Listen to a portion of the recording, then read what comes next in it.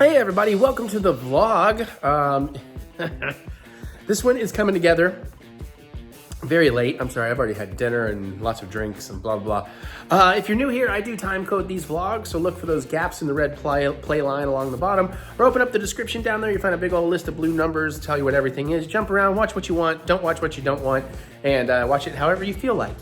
That said, this is a return to normal vlogs for this week to keep it even for the people that don't like the Disney vlogs or the travel vlogs. They will return next week. I have 2 more weeks of those. Then we'll have another one of these while I'm actually back in Disney filming for what'll probably be 4 more vlogs, and we'll alternate those. But yeah, so I don't exactly know what all is in this hodgepodge of a vlog. Some of it's not done yet, even though it's like the Monday before the Wednesday it comes out.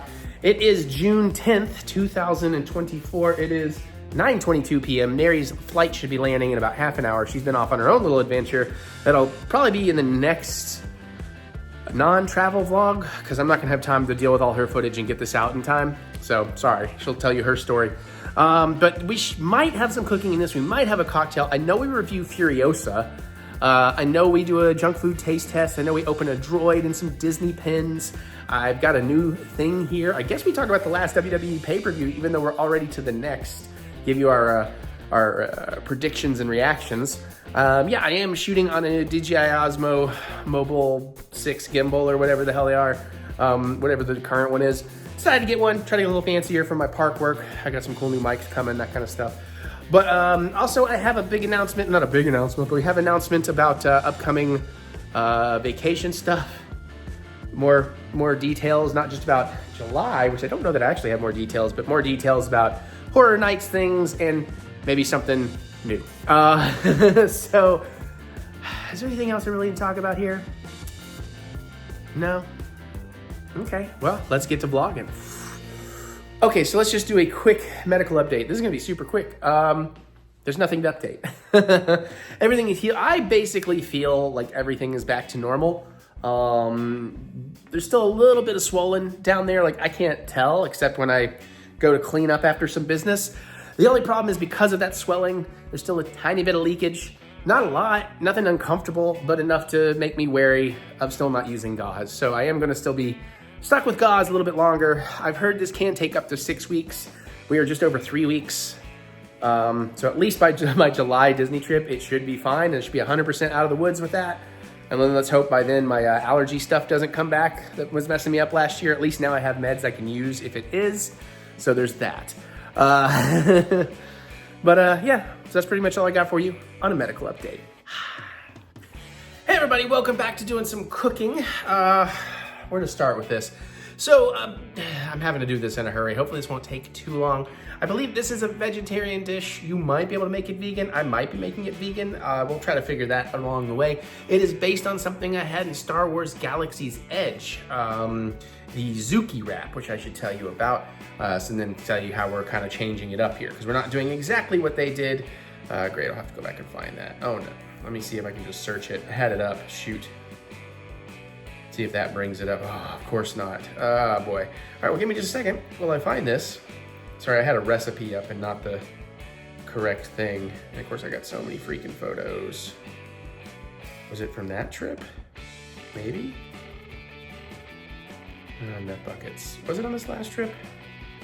Ah, there it is. Those are drinks. No, that's not it. Dang it. I'm a real good YouTuber.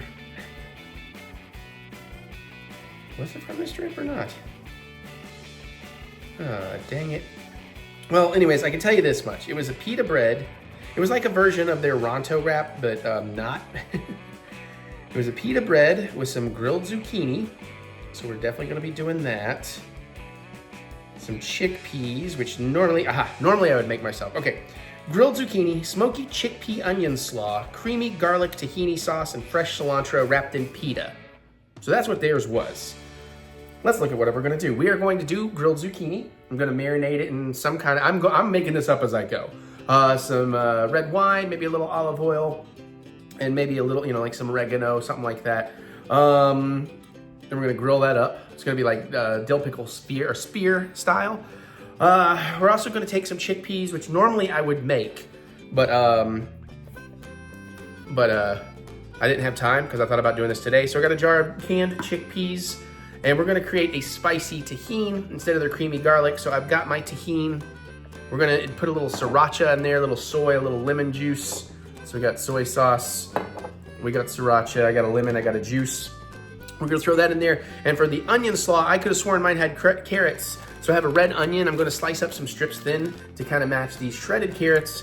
We're gonna marinate that in some kind of slaw dressing that I haven't figured out yet. It's not gonna, I'm gonna try to avoid it being mayo based. So it might literally just be some red wine vinegar, some sugar, and some mustard, and then a little bit of seasonings, some more oregano probably, Mediterranean oregano for this. And I think that's what we're gonna do. And we're gonna put all that together. We got some pita bread slices, so we're gonna maybe throw those in the toaster or something and just see how that goes. So without further ado, it is, oh geez, it's 7:25 on June 11th. This comes out tomorrow. So let's get to this. We got a little bit of prep work to do. I'm really kind of upset that I have to deal with the onion because like everything else would have been super easy if I could have had a pre-done onion. But no. So I've already kind of rinsed off my zucchini. So first things first, let's get ourselves our zucchini spheres. Spears. I keep wanting to say spears, but I want spears. So just kind of go. Some of these are going to be bigger than others. Whoops. I thought I was doing a good job cutting it fairly evenly. We'll just put these thinner strips on the outside of the grill pan. But I want to get these going so we can marinate here, so.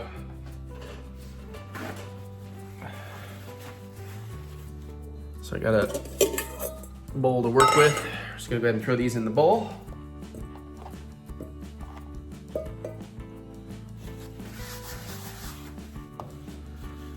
And let's get some, I'm not measuring, we're just going by eyeball. I got red wine vinegar. Splash that on fairly liberally. This is probably not the best bowl for this now in hindsight. This is actually extra virgin olive oil in here, so we're just gonna squirt, not a lot, just a little. That's probably plenty. Oh, this bottle is nice, I haven't used that yet. We want some black pepper in there. Enough to make sure it sticks.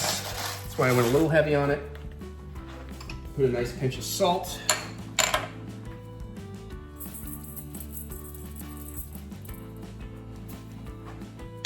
And let's put some oregano. Where is it? I got it out. Here it is. Mediterranean oregano.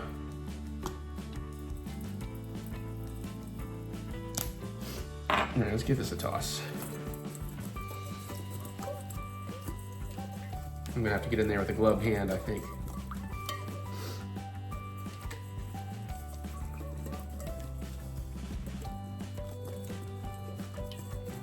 All right. That should be good for right now. We're gonna let that sit. We'll toss it up a little bit more before it goes back on the grill. I think that's fair. But yeah, those are not a great shape for that bowl, honestly. Because they aren't gonna sit in there the way I wanted.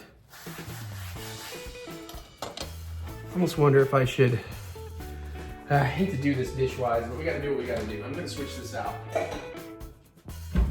gonna eyeball and see if this will work first. Yeah, I think that's the case. Let's move these into here. That way they can at least kind of sit in the stuff.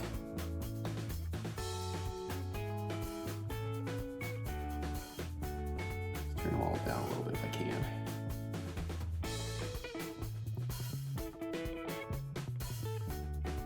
Okay.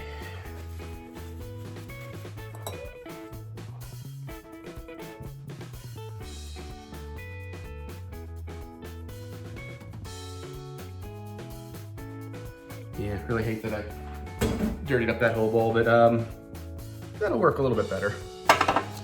Okay, so we're gonna let those marinate while I deal with the onion. And I'm not gonna deal with this whole onion. I just want some of it. So I got a nice fresh red onion.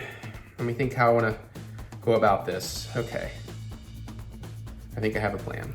I'm just gonna cut off the bottom root. I'm gonna try to, excuse me, peel. I'm getting the compost down here. I'm gonna try and take a actual layer off. Oh crap, I'm getting onion jizz down my hand here.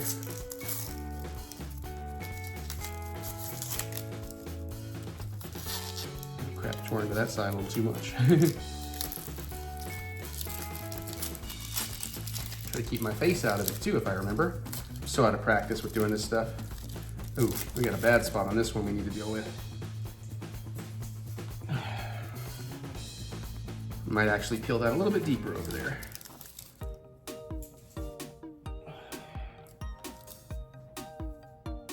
Come on, get off my finger.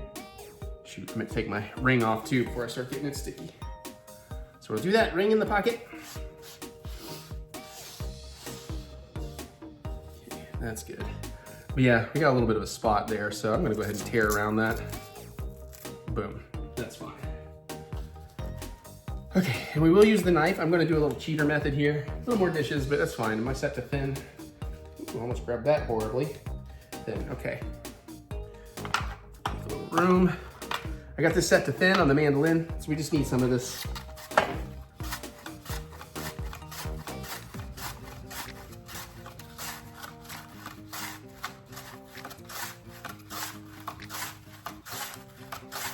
Guess I got about half that onion in there.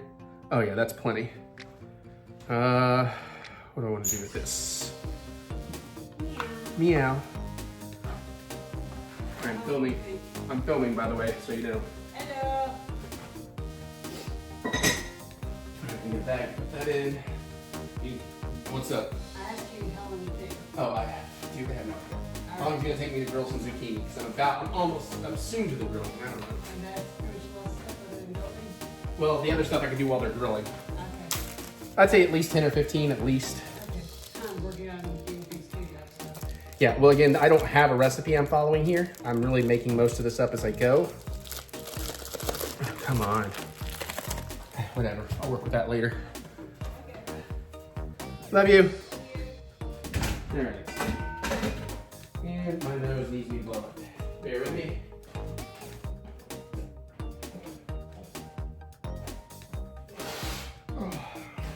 Took an antihistamine.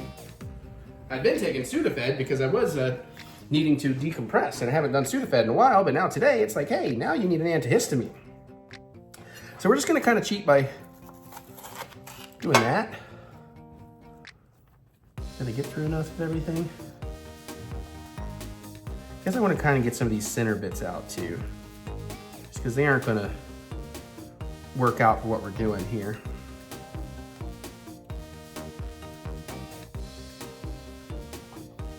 Yeah. Okay. That ought to work. So I'm gonna throw all these in a bowl, just off screen. I'll show you the bowl before we get going. And I'm gonna try to bring out any of the flatter pieces. I'm also kind of breaking up with my fingers a little bit as we go.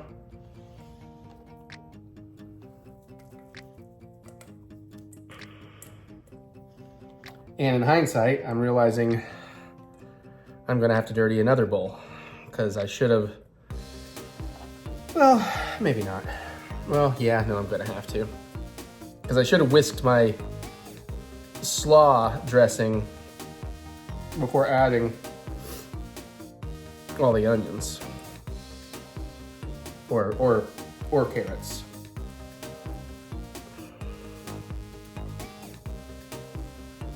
Ugh. Sure isn't helping with keeping things from running here. Okay, which should be plenty. Try not to waste, I guess. Too much. Oh yeah, that got me. Okay. I don't think I need to prep any other stuff. I think everything else is like mixing. We're draining. Into the garbage chute, fly boy, or the compost jar, fly boy. When Mary's been on vacation, I didn't even have to run the dishes every day. And then I barely ran them twice, or once every 2 days, just because my coffee cups and stuff were, my cocktail glasses and all that, you know. Felt real bad about how empty it was gonna be, and now today I'm gonna be like, oh, I'm gonna have to run it twice just to get all this shit in there. Okay. So we'll deal with the chickpea tahini stuff once this is grilling, but we're not ready to grill yet. Let's give that another little, just kind of shake it up and let that in there. And I'm gonna set this to the side. And I'm gonna go ahead and, should I go ahead and get this grilling? Yeah, let's get the heat going on the pan. If my starter will go. Come on, man. Why is it always me? Mary never has this problem. Try again. There we go. I'm gonna put it on medium. That sounds right. Sure. Okay. So here's the bowl of onions. We're gonna just kind of pour in enough carrot, kind of mash that up, I guess. Plan. This looks like it has a tear strip. Why are you not tearing? With the scissor.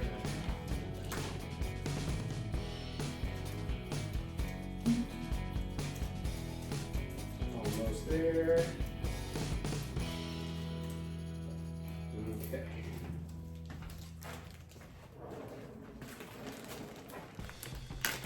There we go.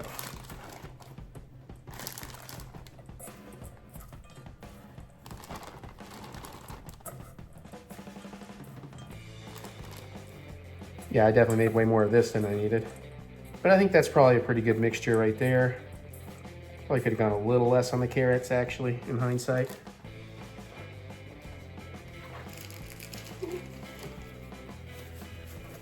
Okay. Now we're gonna make our dressing. So I do want this to be a more light vinaigrette style, so I'm not gonna use any mayo. That's why I'm hoping this will actually stay somewhat, what's the word I'm looking for, vegan? So let's get some red wine in there. Maybe about a quarter cup of that. Maybe a little bit more.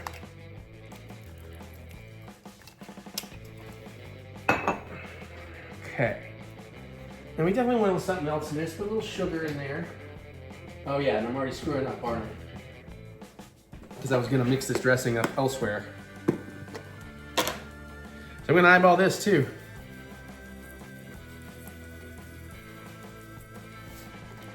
I don't know, that's what, maybe a tablespoon or two? Let's also hit it with a little bit of mustard. It's gonna be yellow mustard. Dijon might be better. Do I have Dijon ready to go? I do. I have some Dijon. Let's do Dijon. So we got French's Dijon. Nice and shaken up. But I'm gonna make sure it's gonna come out Dijon.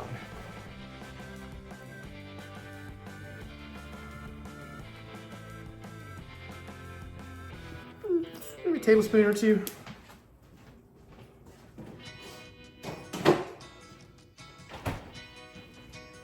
Let's do some oregano. Just throw in a bunch of garlic powder.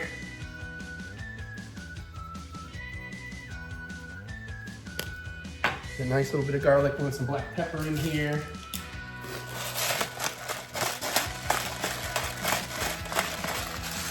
That's probably all right. And then I'm gonna glove up because since I did this all out of order, I'm gonna do this with my hands and hope this turns out as something tasty.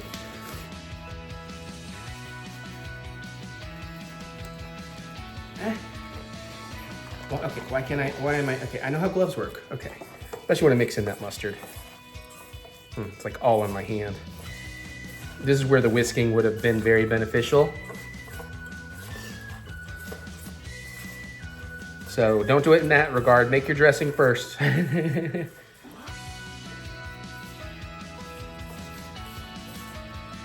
way your sugar will certainly dissolve and all that. I don't know, I've got a good vibe about this. It smells pretty good.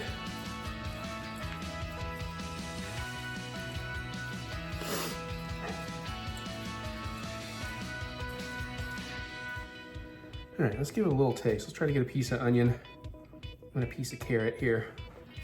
Can't really show you my face, I'm too low.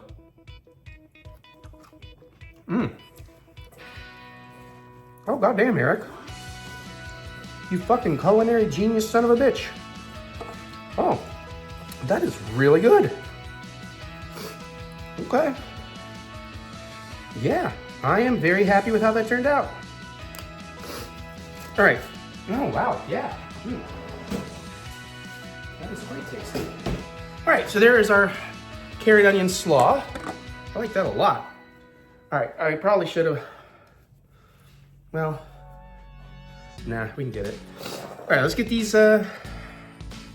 puppies on the grill. That boy's in the middle.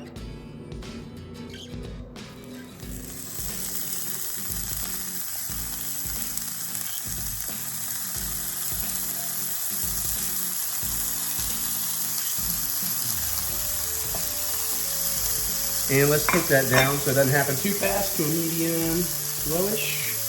I don't know. I'll probably turn that back up in a second. I'm just worried that's happening way too quickly. Have some tongs on standby for flipping them. All right, because I need to get this lemon prepped.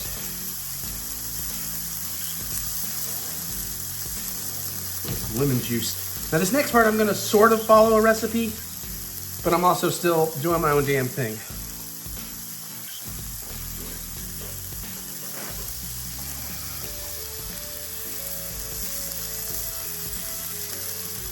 I do have another zucchini if I fuck up.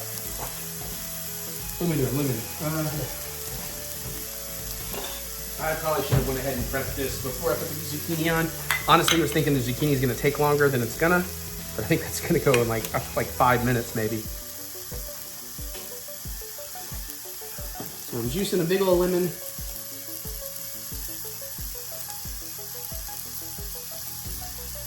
I'm gonna go ahead and juice the other half too, because I might use this for a cocktail later.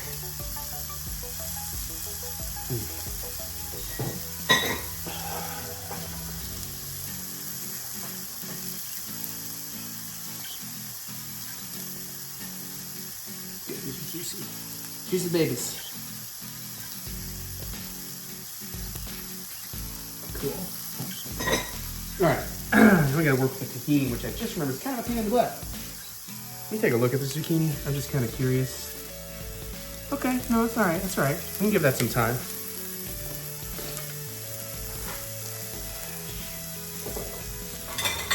No fucking room right now.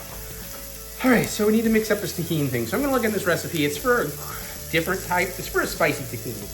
Tahini sauce, whatever.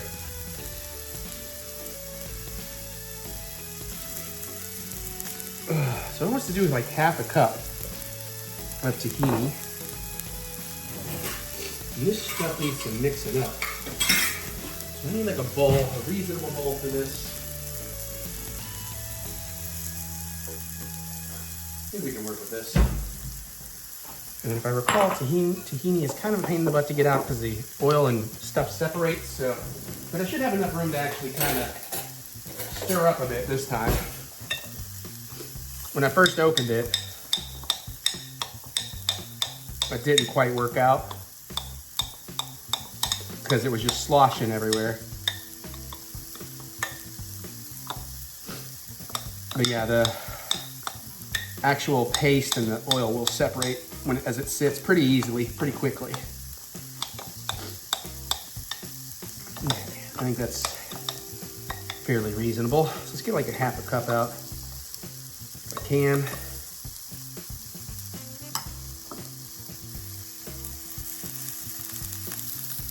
That's like way more than I'm actually gonna need though. We're making a big old batch.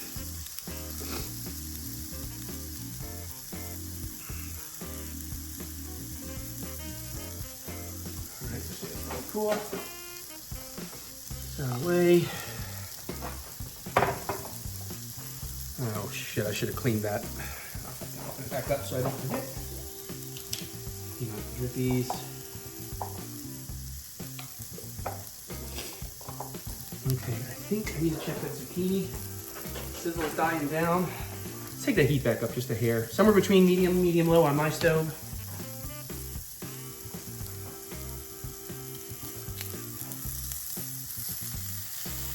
Almost. All right, back to this recipe. 2 tablespoons. I'll tell you what that says. It says one thing, but I'm going to use something else. That's what I've got. 2 tablespoons of something called Bragg's liquid aminos, or tamari, or soy sauce. Hello, soy.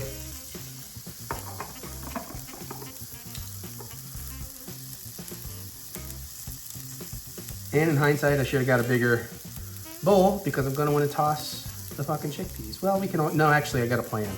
I got a plan for that, actually. All right. 2 tablespoons of lemon juice.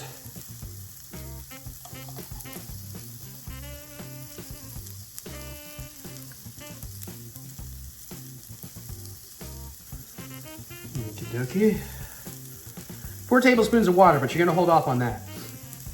Now, tablespoon of garlic chili sauce or sriracha. I told me maybe I'd mix in some sweet chili. Now, how do I want to do this? Because I kind of want to do 2 different versions here, but also 3 cloves of garlic mix. So I'm just going to cheat with some garlic powder.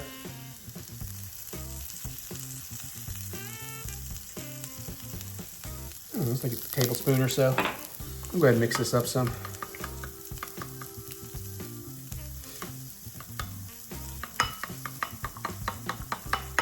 Yeah, even now the heavier parts of the tahini are trying to separate from the oil into the bottom.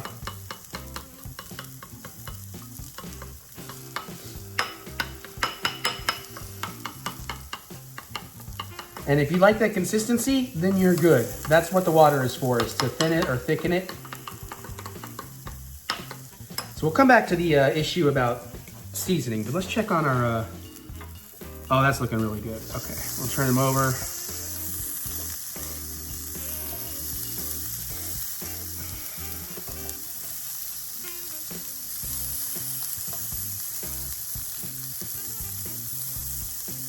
Make sure I'm actually distributing over the heat correctly. There we go.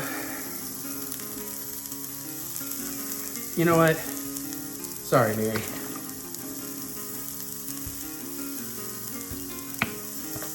Maybe like half a tablespoon. We'll taste it and make sure we don't go too spicy for her once we get it nice and stirred up. That is a little thick, so I'm probably actually gonna want to put some water in there. Yeah, because that's getting real thick, so I'm just gonna eyeball it. That might have been about a tablespoon and a half. Oh shit, okay. Because I do want this to be a sauce. I may have just fucked this up. That may be way too thin. I'd probably be better off doing this with a fork too at this point. Hang on. Let me just get a fork, it's great.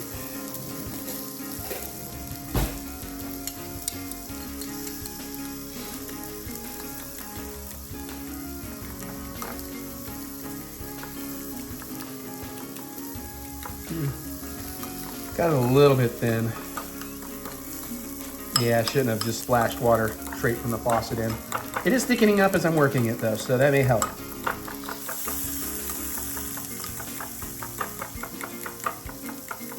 Actually, that's getting to a pretty good consistency. But now we need to wonder, what does that taste like?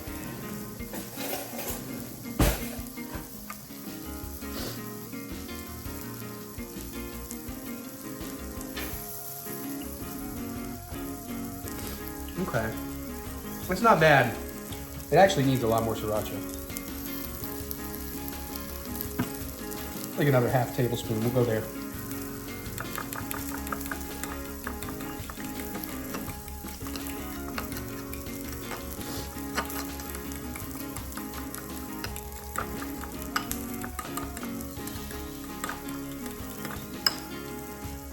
Probably could use a little more lemon juice.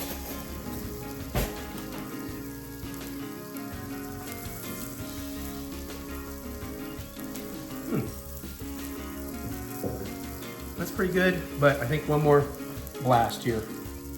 I'm really not getting any heat. Just give that like a full tablespoon worth.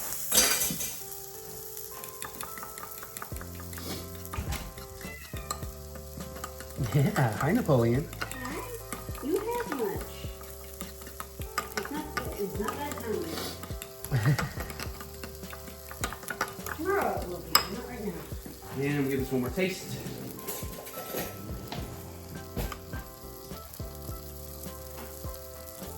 There we go. Now, still not very hot, but I'm also trying to keep it to where Mary's tolerance. I get just the slightest, slightest hint of heat.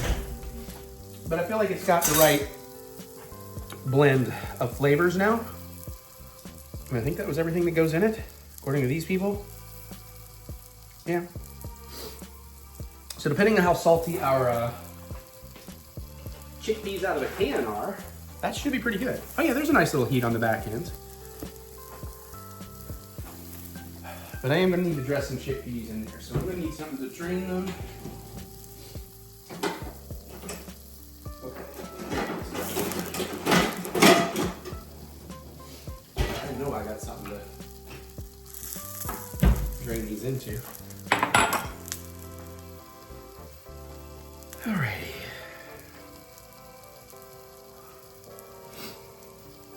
Chickpeas. Alright, I gotta open it. Okay. In case you didn't know, chickpeas are the same thing as garbanzos.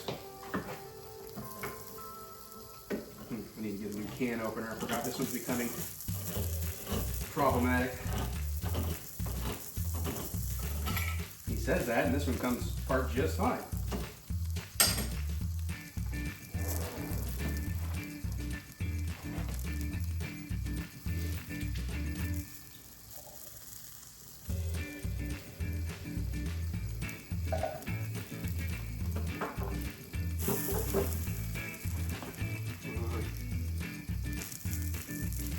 Lost a few to the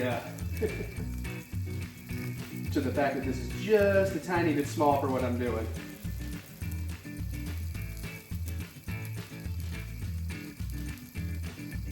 Now also one of the benefits of making these on my own would be that I can get them to the exact consistency I want them to be.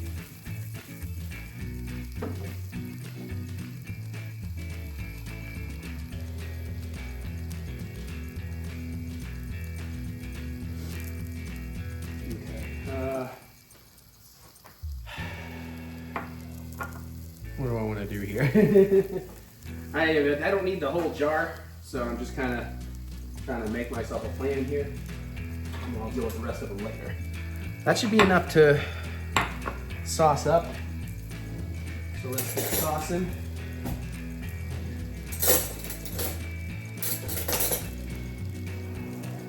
Okay, let me check that zucchini.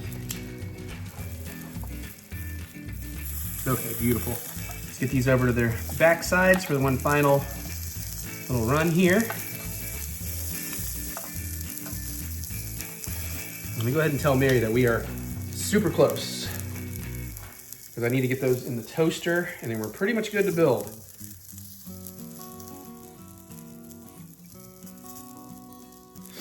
Actually, I'm just gonna call her. Push these down a little bit.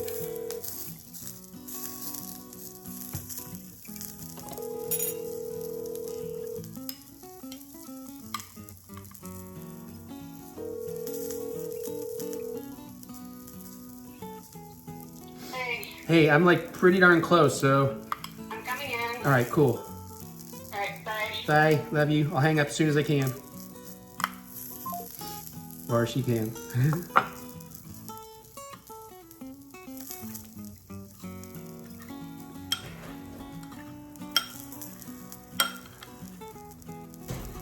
Yeah, that'll work. I may have oversauced them slightly, but the way we're gonna add them, it'll be fine. Ah. Okay, so our chickpeas are good, our slaw is good, our zucchini is almost ready. We just need to warm the bread and we'll get some cilantro out. And I'm cheating on cilantro. I didn't feel like cutting my own up.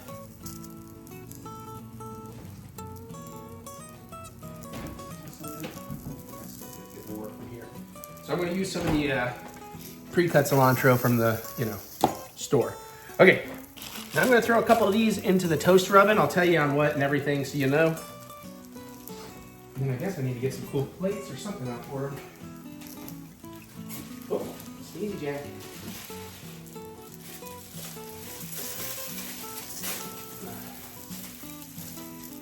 These are the two pieces. That'll be the best. And they aren't going to fit in the toaster, so we're going to throw them on a plate for microwaving. We'll just give them like a nice little quick hit when we're ready. All right, plating. How am I going to plate these? Carefully.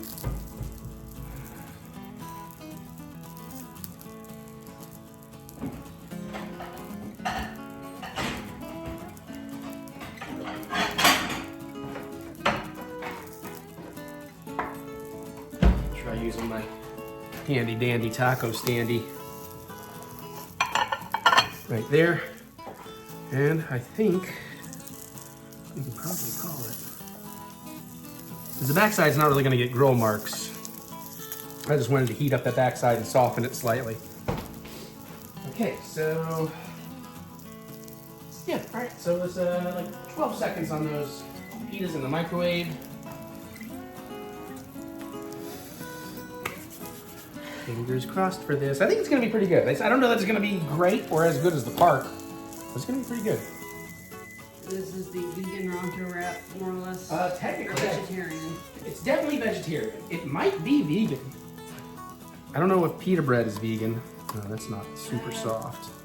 You gonna give it more time? No, because I don't want to overheat it and dry it out. It's soft enough. There we go. One on here, Off. like this, a little crack on the bottom. Yeah. To see it from my side. Yeah, well, these will fall apart on us. All right, I'm gonna go ahead and grab a beautiful piece of grilled zucchini to put in there. Let's get another beautiful piece of grilled zucchini to put in there. And just leave those there off the heat. And then we're gonna hit it with some of our spicy tahini chickpeas.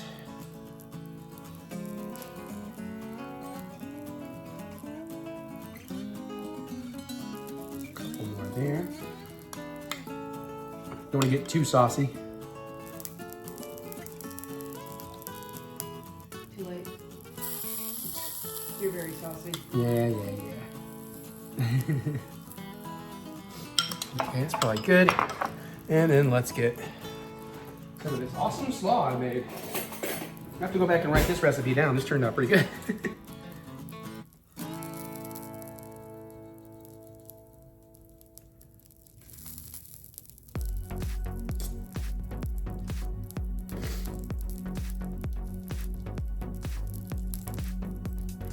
I had to love sauce.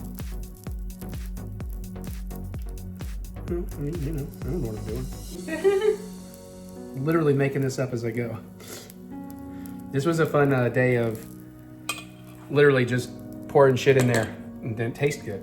And we'll put a little cilantro on there. They didn't go too heavy in the park, so I won't go too heavy here. It's not the freshest cilantro either, but you'll get the job done.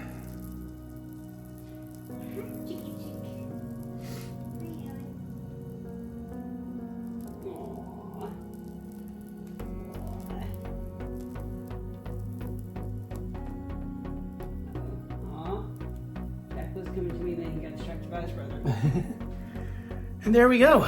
I think that's looking pretty good. So we're gonna do our whole thing and then we'll see what we think. Oh yeah. I got a good feeling about these. Unfortunately, they are tearing quite a bit, but I mean, PETA does that. Even the ones in the park, we're doing that. So now we just gotta hope and pray that these all taste as good as the individual elements do. Thank you, my dear. Do you have a preference? Not really. I'll deal with the one that's You cracking. said something about making 2 different batches. I was gonna be way too much of a pain in the butt, and I was already running through Okay. 2 minutes. But I didn't make it really spicy at all. All right. So this is like. Probably should have grilled the pita slightly. That might have helped. I'm sorry, what were you gonna say? Is this like the sweet chili version of things? That you were No, it's thinking? sriracha, but Okay. you'll be fine. You'll be fine. All right. All right.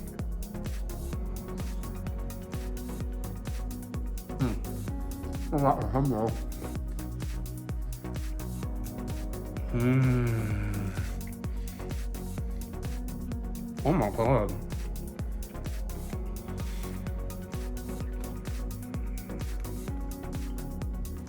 Oh. Oh, that's slaw. I really hit it with that slaw. And that's working pretty damn well with the chickpeas and the tahini. I'm not really getting the spice, The zucchini, actually, when you get to it, is a little overpowering, but it's nice.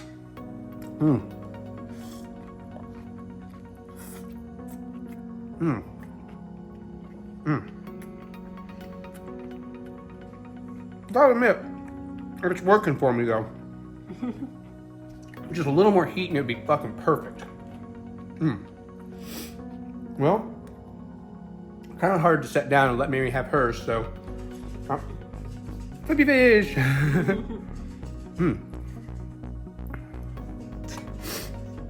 can tell when Aaron decides to lay on the flippy fish.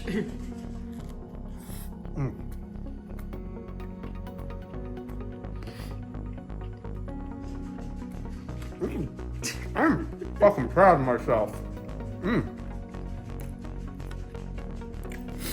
Again, 'cause y'all saw, for the most part, I just made this shit up. I do have the skills. I might be taking I'll still cook occasionally when inspiration strikes, but I'm lacking inspiration lately, so I may not be cooking as often. Sorry, but damn. All right, I'm gonna finish this real quick, and then we'll turn around for Mary to have hers.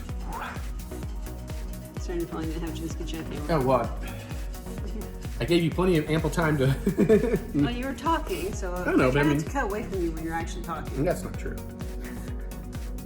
All right, I am so pleased with that. Oh, there is a little bit of heat in the back. It's super subtle though.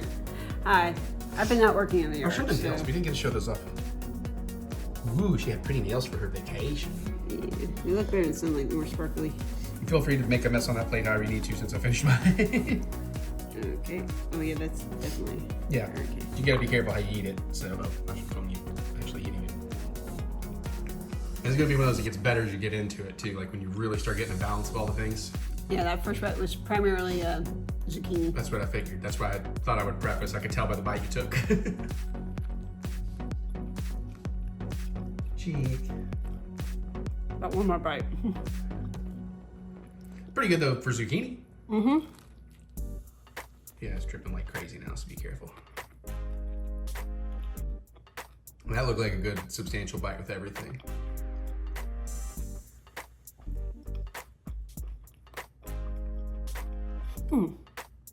Bit her cheek.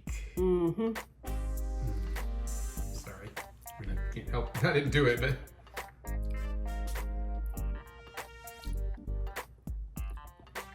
I'm still thinking. It's fine. At least you aren't like, bleh, nah, you can have it. Although I wouldn't mind having it. I guess I could make another one. I got more.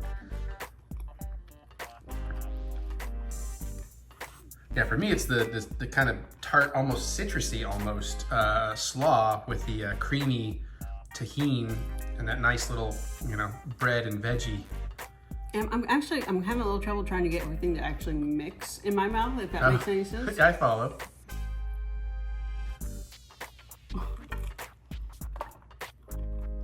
And now I'm just losing everything. Well, that happened to me on the park version too. Those chickpeas really do like to escape. I was amazed I only dropped one, but I've eaten these before, so. Well, the park versions. But I feel like at that point, you should probably get a pretty good mixed bite from what I just saw you do. It's funny the way my mouth works. Like, literally all the sauce staying on one side, the zucchini staying on the other side. Jeez. But, I mean, yeah, it's okay. From her, I'll take it as a compliment. Y'all know she doesn't really like my food that much. But then you've seen it before in all the vlogs too. When I give it to other people are like me. They're like, oh shit, yeah, that is really good. But Mary's not the foodie I am either. I am not the foodie you are. But yeah, I don't know if pita is vegan. But pretty much all the ingredients I used in there, I believe, are all vegan. Depends on whether or not pita uses eggs or milk. Yeah.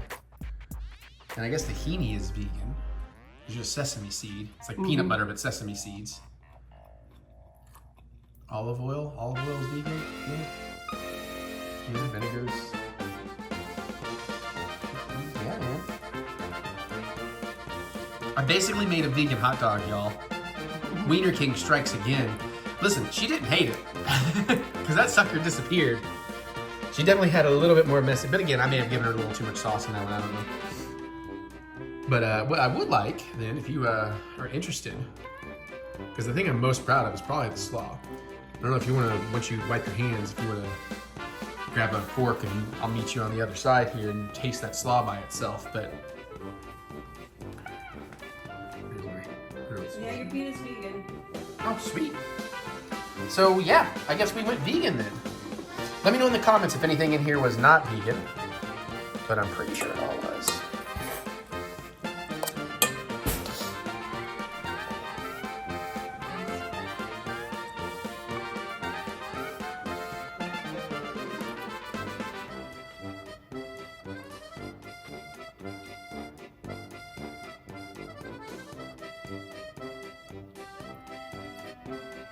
It's interesting.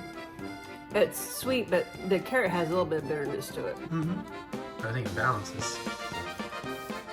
Ooh, there's a little heat. What the fuck is in there that's heat? There's nothing in there that's heat. Oh, something just got up to me. Did I don't even think I put any pepper in. I didn't put any pepper in there. Did I put some black? Maybe I put a little black pepper in there. I can't remember now. I know I used oregano, garlic powder. Oh, so it's just like right now I'm just now feeling my lips start to burn and things. So I think it could be the sriracha. I was gonna say it's probably, yeah, because the sriracha hit me late on mine.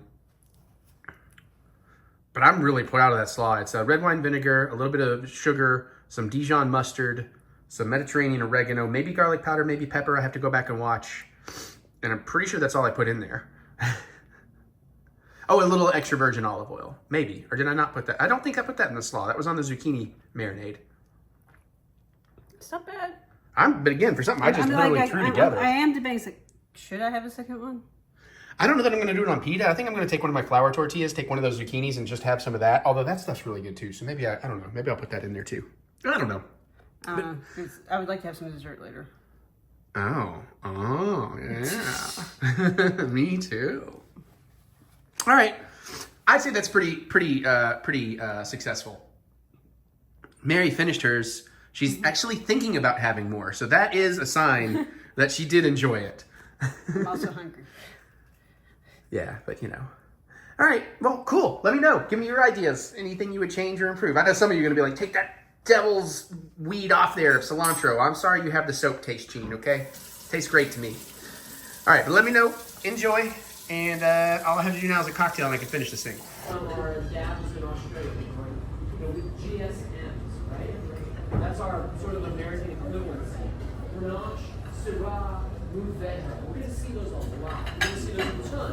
It's all a matter of what leads and what follows, what seasons and what carries the day. You know? So we'll talk a little bit about what's happening. 80+% of this wine is in Grenache. It's a little bit more earthy, but also it's banging right through it. Okay? So when we get back to what we are going to drink the other wines, stay some out. And I hope you enjoy. Let's have a great evening. Take off being here. Trying a new camera, bear with me. We gotta try this tuna. I got a little of the pesto, which is like pesto, just without pine nuts, which is great because I'm not a huge pine nut fan.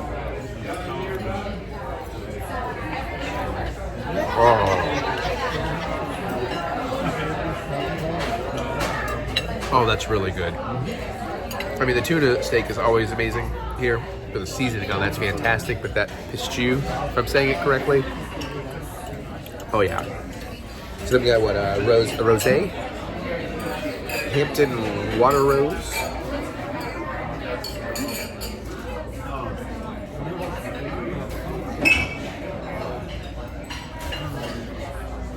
That's pretty good. I'm not huge on rosés, but that's pretty good. Does it pair? See if I can actually cut a piece of my tuna. Good, I could. One-handed. Crap, trying not to film people. Let's get a little of the olive tapenade in there.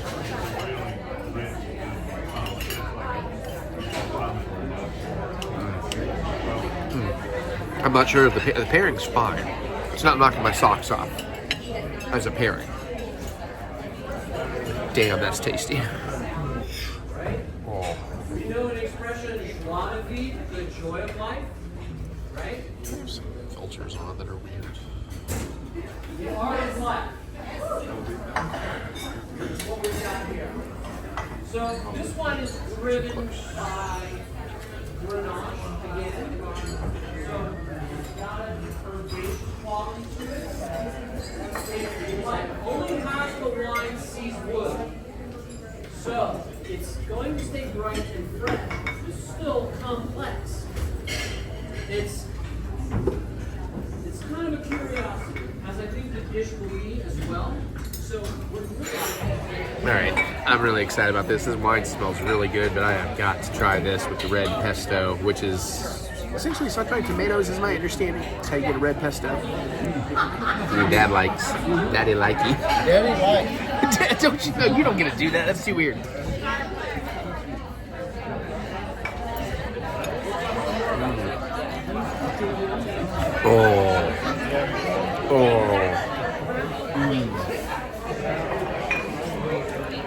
No, that's much more than like. That's fantastic. I came here on a Sunday and that was a special. I would be so happy. Let's try a little wine pairing with it. This wine smells awesome.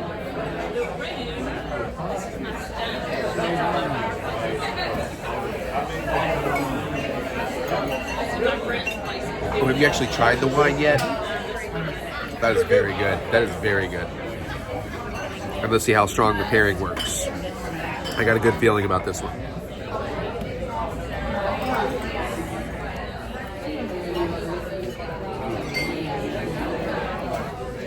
I think it's a very nice contrasting pairing. It's making my next bite of pasta fresh again. Oh, I would buy this 100 times over.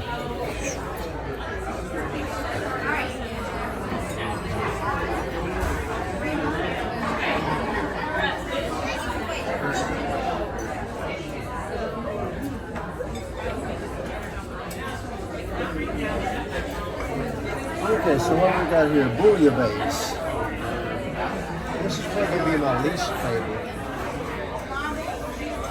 I got a feeling. All right, let's see. I can't quite get to everything, but I can get some of that fish, and some of that sauce. Oh, Dad is eating the sauce or the fish. I don't know. Very delicate, snapper. Ooh, that sauce. Ooh.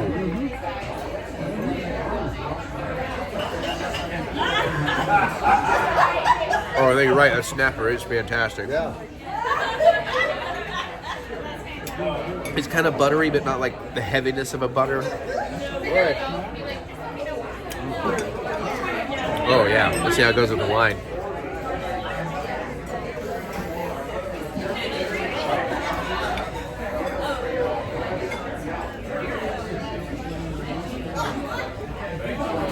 Oh, that's a really good wine too.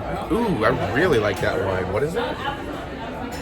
Apparently, I'm a Gerard Bertrand fan because that's like it's not. It's not a Sauvignon Blanc. It's a Pinot. I don't know how to say that. I've never heard of that style. It's a something Pinot. But it's really good. That reminds me of like a really good Sauvignon Blanc. Obviously, this is tasty. I'm gonna eat more.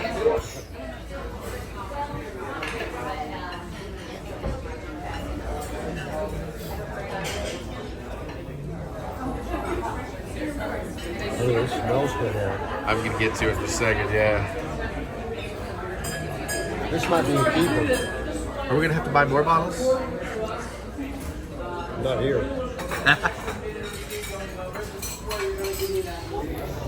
I'm so excited for this. This one smells amazing. I was gonna try just a little bit. Oh, Dad just made the face. He just made the Fudo face. Did you just do bolognese, or did you actually get into the crepe I yet? gotta change my shorts. He's gonna change his shorts. I'm just gonna try some of the bolognese real quick. Oh, popcorn, you've done it. Dude, I'm not even a big bolognese fan there. Yeah, Popcorn man. He's the popcorn man. Oh, I think Dad likes the wine too. I gotta give this whole thing. Can I cut I this think out? this may trump the tagliatelle. Oh, good. I can get like an actual bite without having to get my knife, so I can give you guys a full. It's a crepe stuffed with cheeses and then a bolognese.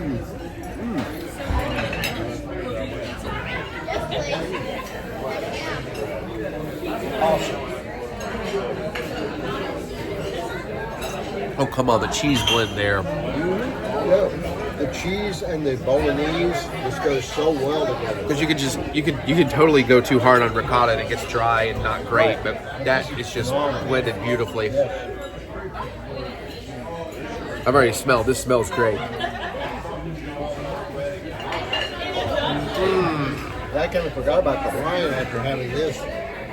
But the wine's That good. wine is fantastic. But this is fantastic. I was gonna say, do we need to get a bottle of that too? But I'm hearing this might be like stupid pricey, so I'm not going to try out this wine. But no, let's see how it goes. Let's see if it's a pairing or a contrasting. I think it might be a contrast. A little, because it's actually a little sweeter than I expected. I know it's a blend, but he said it was mostly going to be a Syrah. Mostly Merlot. I can hear further away than you can. Oh, 60% Merlot. that is a really good contrast. Yeah, Dad's right. This is up there with the Tagliatelle. I still think the Tagliatelle wins for me because this is going to be just a little too rich. Like, this is great. This wins on pure taste. But a dish I can keep going back to. I can eat this like once in a lifetime. It is very rich. I don't think I've ever seen anything go smooth as this part. Kidding me? These guys do not miss a beat. I understand why you come back. I understand why you engage with them. Why we invite them to date night? Bombing a lot here. Well, Lenny. Okay, here we go. We are on dessert. Now, I will tell you, I don't love pine nuts. I don't hate them. I don't love pine nuts. It looks like a lot of pine nuts. The tart looks really good. It almost looks like soaked up Rice Krispies.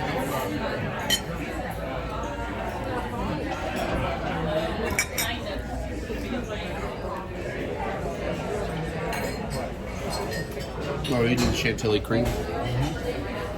Oh. Winner. Oh.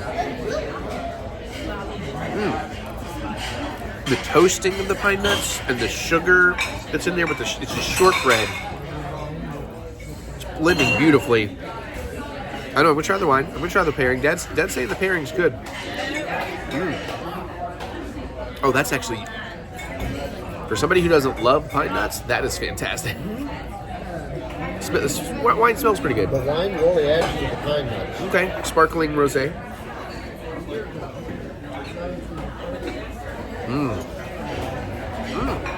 But this Chantilly cream is awesome. Chantilly cream is awesome. Sorry for my hand in the way. I'm trying to use a new camera app. I have multiple new camera apps I'm learning. I can't flop this one over unless I do it in post. But yeah, that's really good. The wine after my taste was really good. I think this might be another one of those contrasting pairings. Oh yeah. Yeah. Because it helps knock off so much sweetness in your mouth and you go back and you're not getting too much sweetness.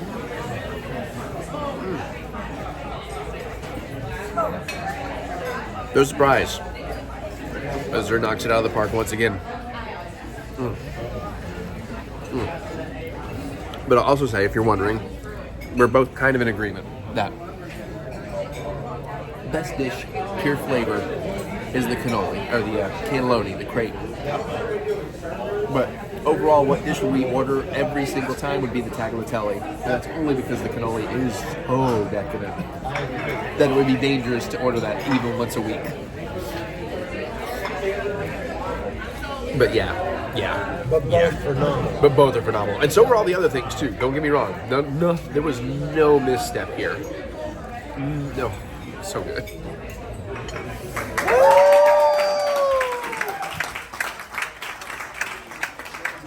Everybody get enough to eat. I thought the half pound of cheese in the last great course might be at the end. But anyway, I hope you guys enjoyed this. Everything that we made back here was decadent and rich and really unusual than what we usually make. Boiling down 5 gallons of lobster stock, gallons of cream and butter, inferno and white wine in a pot. Kind makes us excited around here. So thank you for allowing us to do that. It takes a group like this to pull off a dinner where you bring in lobster, shrimp, and snapper and tuna. But we've got a great crew and a great following. We really appreciate you guys for coming out on every Chef Series event. Special thanks to the front of the house guys. Despite having twice the amount of normal people, we did it in the same amount of time. That takes a lot of firepower. For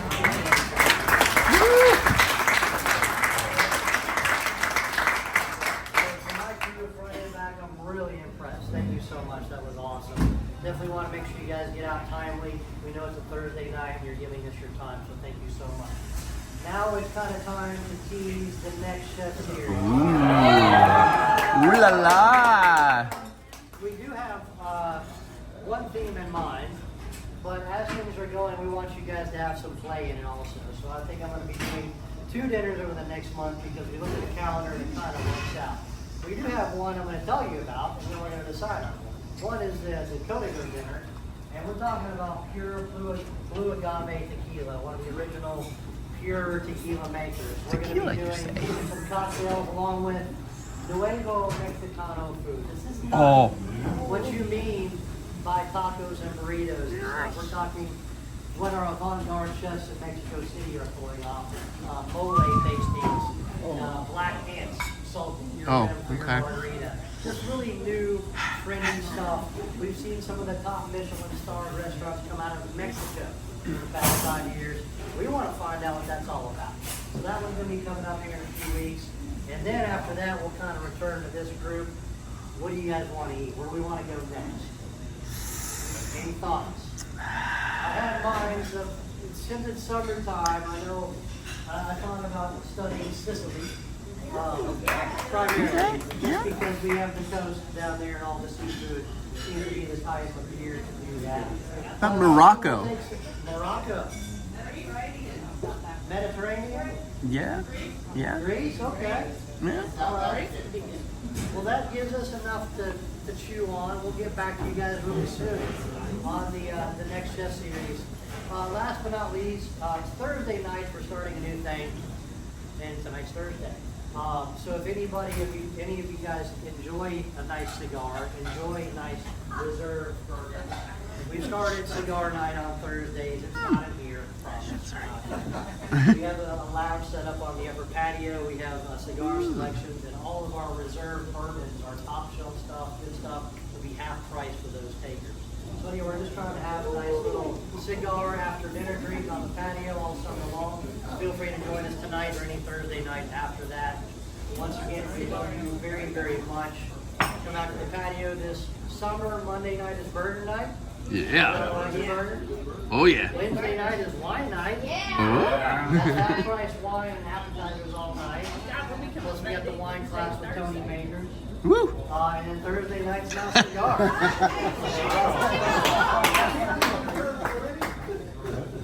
You want to show me? He'll come down for one. Anyway, special thanks to Bruce. He's the expert on the wine tonight.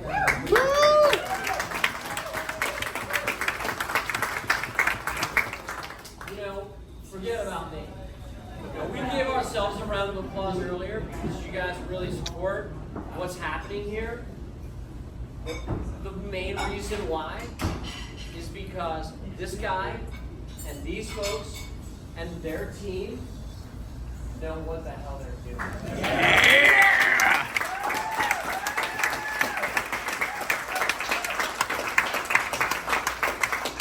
Chef, welcome back anytime. Feed you again. Thank you so much, John. Woo! Hey everybody! Oh shit! I'm knocking everything over because I'm in a terribly new space and I don't have the space I thought I had because we have a different camera set up. Welcome to the taste test. I was wondering if you had enough room over there. You didn't say anything, but no, I did not. When you panned the camera over to when we were talking about. Yeah, well, let's see. I'm going to pan the camera over a little more because it may not be the better background. We'll figure this out eventually. We're doing some new things. Jack's getting really smooth at operating the camera. So I think we'll start with these first because, well, no, let's start with the other things first. We got 2 savories, 2 sweets today. Yes, there's a Pop-Tart. So we like Triscuits. I like wheat thins. These are not wheat thins, but this is a different type of Triscuit. It's a Triscuit Thin Crisp. And they have a few different flavors. I went sour cream and onion. You know the sour cream and onion? That was a not Oh, I couldn't tell if that was a or a That was a good Okay. These are relatively similar to your standard Triscuits in terms of nutritional value. And I've had these for a little bit. I'm kind of anxious to get in there and see. Although I don't have to quite be eating as fibrous as I was, since things are nice and healing. That doesn't mean you should give up fiber. No, I'm still gonna be better about it. I just don't need to be as excessive as I've been. It smells pretty good. Smell like sour cream and onion. I'm gonna grab me a few here. I'm gonna let you hit the box there so I can show this off. Because I got a really seasoned one.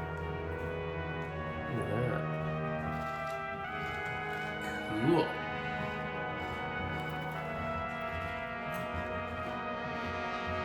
I like that texture. It's kind of cool. It is like the texture of somewhere between a Triscuit and a wheat thin.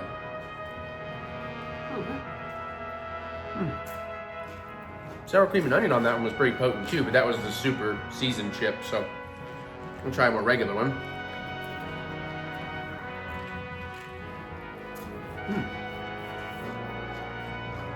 I don't know if it's the texture or the sour cream and onion, but whatever it is makes the combination. I'm actually loving these.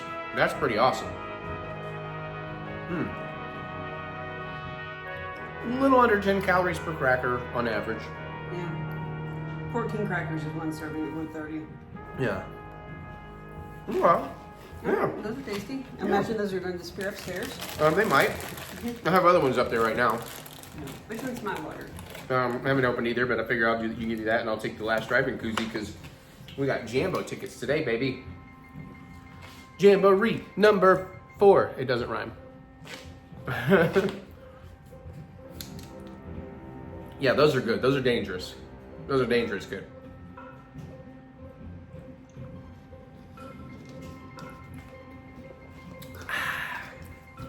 Okay. Next up is gonna be iffy for Mary, so I'm gonna have to test it first. But we got another Dorito. Pepper Jack. Okay, well, I can handle Or pepper jack cheese. Jumpin' Jack cheese. Oh, jumping jack cheese. Okay, that might be something else. No idea. They give you this description? No, they don't. It might be on the back. I don't see anything, just ads. That's the guaranteed fresh thing and all that. No? Yeah, no. Well, one way to find out. Here's the thing. We are going to fuck around again. And I tore through those Tapatio Doritos from the last time. Ooh, those smell pretty good. They do have a nice little cheesy smell. Kinda, yeah. Well, I like this. This camera can, this camera app can understand how to focus on our faces and then let us hold something up close, even with our faces in there. Yeah.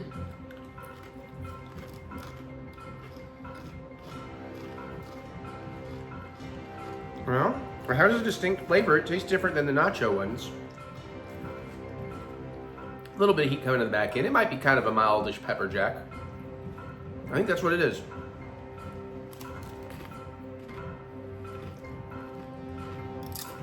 Yeah, these are good. Not my favorite. I'm not gonna rush out and buy them again, but I'll have a good time eating these. Hopefully over the course of a week or so. Yeah, they're not. Oh, yeah. Or I'm hungry. Same here, I haven't had dinner yet. The cheese flavor really builds as you eat these.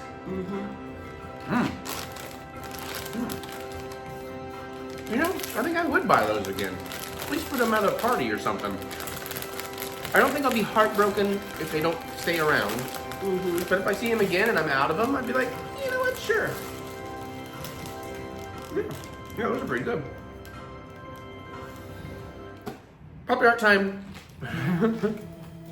I do believe this is the last of the flavors we have bought. There might be a flavor or two still interesting, but these are probably coming out of the rotation for a minute. Because the problem is, we don't really eat the other ones because they're so caloric. But I want them. And once in a blue moon, I'll be like, screw it, I'll have one. And I'm like, I opened the pack, I have both of them. And I'm like, what have I done? So How often has that happened? once, maybe twice. But we got cookies and cream. This one should definitely be distinctly different from anything we've done since it has more of a chocolate pastry going on. That's true. Especially a good source of 3 B vitamins. Ooh. What? Blood, breasts, and beasts? Those are my 3 B vitamins. I'm a mutant. You're a mutant too. Oh, we do have another taste test thing to add in. I wonder if we'll put that here. I'm not gonna tell you in case we don't. Okay. I don't want to do it after this. I'll want to wait till I eat. Okay.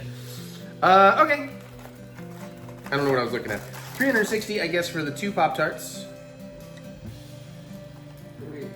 Yeah. Give me 1 to toast. Yes, ma'am. Oh, yeah, they are epically chocolatey. There's your toasty one. Makes me think of something. This one's not as sexual as the other one. This has a little more frosting going on. Smells kind of good though. Definitely get a little bit of that chocolate. All right, we got one toasting. Toasting herd. Maybe we'll do that after. Maybe we'll do it later. Okay, I'm gonna try to break this in the middle, and I'll take this piece, I guess. Didn't necessarily mean to give you a giant piece, but. Of course, it doesn't look like nearly as much filling as on the package. Yeah, and it definitely smells very chocolatey.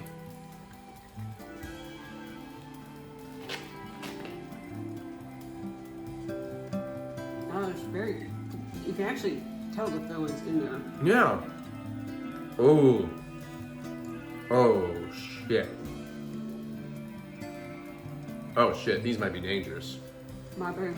That's really fucking good. You're welcome to more of this now, but I know we got a lot of food. Still gotta have dinner or whatever. And I'm trying to be good, so like maybe I'll eat that later if you don't want it right now. But that, since we have the warm one coming out, that I'm extra afraid of the warm one now because of how good that was at room temperature. You know what that kind of reminds me of? Is the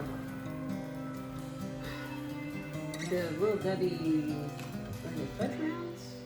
Maybe. Like a cookie sandwich. I could see what you're talking about. I'm not sure if that's exactly what it's called, but I know what you're talking about, and I could get behind that. They definitely have a bit of a brownie kind of flavor and reminiscence going on because you get that soft, cakey chocolate, but dense, so it's a little more brownie-like. And then that nice cream. Yeah, that's really good. All right. There was the pop. Once they pop, you can't stop.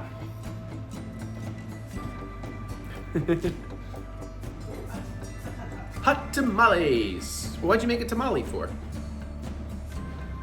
Bad joke. Bad, bad, bad, bad joke. Ooh. Ooh. I know it's gonna be too hot for you, but I gotta get it here. I gotta know.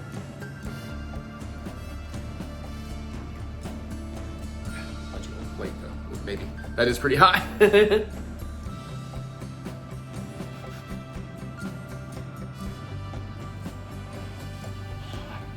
Hot. Can you taste anything over that they eat?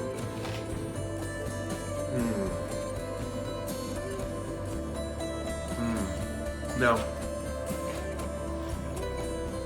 I would say that's slightly better. Warm. But I'm not getting a tremendous difference in room temperature and warm. It's still great. I want to be able to make sure I can taste it. No, I understand. If it's Yeah, I too hot, waited to chew into it because I could just tell it was hot. Waited until it cooled a bit. Yeah, that's still really good. But honestly, I think this is one of those rare times that toasting or not toasting doesn't really make any difference. I'm not sure it's better toasted. Although, man, you throw some vanilla ice cream on top of a warm one of these, you don't do that. That's like your one dessert for the year.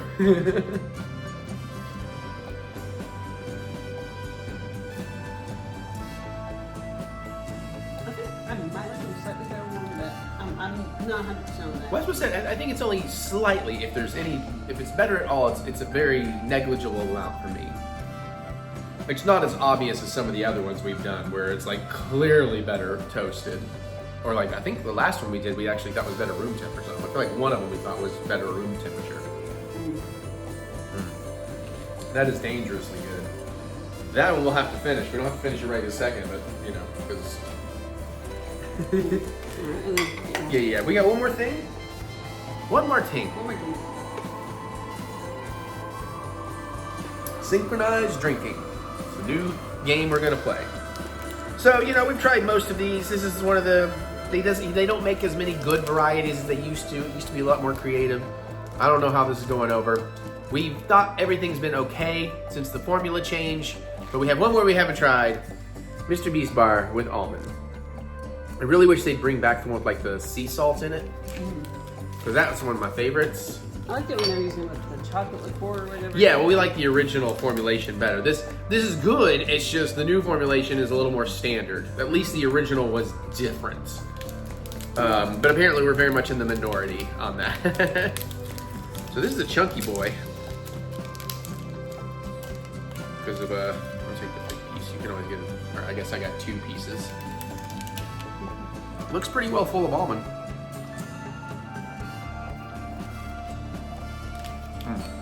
Full candy bar is 330 calories. That's pretty high. 7% of your daily fiber to eat the whole thing. It's a lot, though.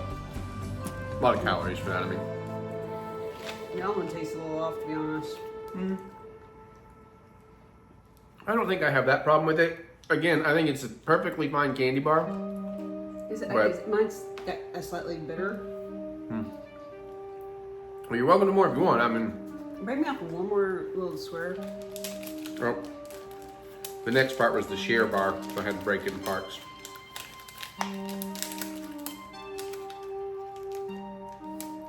But it's like almond pieces, not full almond like, you know, in a Hershey's bar.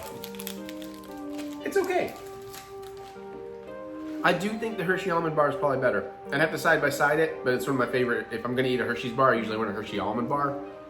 This is nothing. For me, this is almost literally nothing. I don't know that I'd go that far myself, but I can see where you're coming from. I mean, it's nothing bad. It's just that I'm getting no real impact from the flavor. Man, I wonder if it's because of the Pop-Tart. That is a possibility, but I mean, I'm definitely... I feel like it was even more so after the second piece, though, that I tried. I'm definitely getting a different chocolate flavor from it for me, but milk chocolate. There's a reason why I don't really. that's like true. milk chocolate. Yeah, keep in mind, Mary's not a huge milk chocolate fan. We both love dark chocolate, but I actually love milk chocolate a lot more than she does. All right, well, I think that's it for this taste test. I think the other thing I'm waiting to do, I don't think we're gonna do yet. We'll put that in the next vlog because it is one of those wild pairings of things. Oh, and okay. honestly, if I had had dinner, I'm ready to drink wine before we do the next stuff, and I'm not gonna want to taste test this after I've been drinking wine. So, you know what I'm saying? You know what I'm talking about, so you know what I'm saying. All right, well, that's it. That's the taste test. We're gonna do more vlog. Bye. Okay, so we're gonna do the King and Queen of the Ring predictions. We just finished SmackDown. It's like 1:10 in the morning on, I guess now Saturday morning. Technically, it was Friday when we started. So I guess I don't know if this is the order they will happen in, but this is the order I'm reading it in. We got the WWE Women's Tag Championship countdown match. So I guess is that a kind of countdown on the preview thing? Might be. Anyways, that doesn't make sense. Bianca Belair and Jade Cargill versus Candice LeRae and Indy Hartwell. Oh, yeah, that's totally a, yeah. Yeah, we know who's winning that. Yeah, it's gonna be Bianca and Jade. They just gotta take some beat downs to Indy and Candice. Intercontinental Champion Triple Threat match: Sami Zayn, Chad Gable, Bronson Reed. It ain't gonna be Chad. Fuck that guy. I don't want Sami to have it. I don't like Bronson. Just give it to Bronson. It shouldn't give it to Bronson. Like Chad and Sami come around and just they fuck shit up. So, you down with that? I do need your thoughts and stuff here. I just agree with you. Okay, well, I didn't know. I mean, you're not really getting a lot out. Women's World Championship match: Becky Lynch, Liv Morgan. I wouldn't mind if Liv takes it for a change, but I think Becky's gonna maintain. I agree. Unless, Liv manages. If Liv gets it, it's not going to be a clean win. Correct. I would agree with that, but I think Becky's got it. Man, King of the Ring men's Randy Orton and Gunther is gonna be fucking phenomenal. I honestly don't know which way that would go. Yeah, that's just a tough match. I think. Well, considering it gives them a title match, that's what they win from this, basically. So they'd be going after, what, Cody's title? Yeah, at SummerSlam. So I would think it's, well, they get a pick. They get a pick. It could be who's got the other men's title right now? Damian, right? Damian Priest. Oh yeah. I can see Gunther taking it from Damian. I can see Randy taking it from Damian. I don't see either of them taking it from Cody. But Gunther versus Cody could be an interesting like title match at SummerSlam. I want Randy to win because I love Randy. Yeah.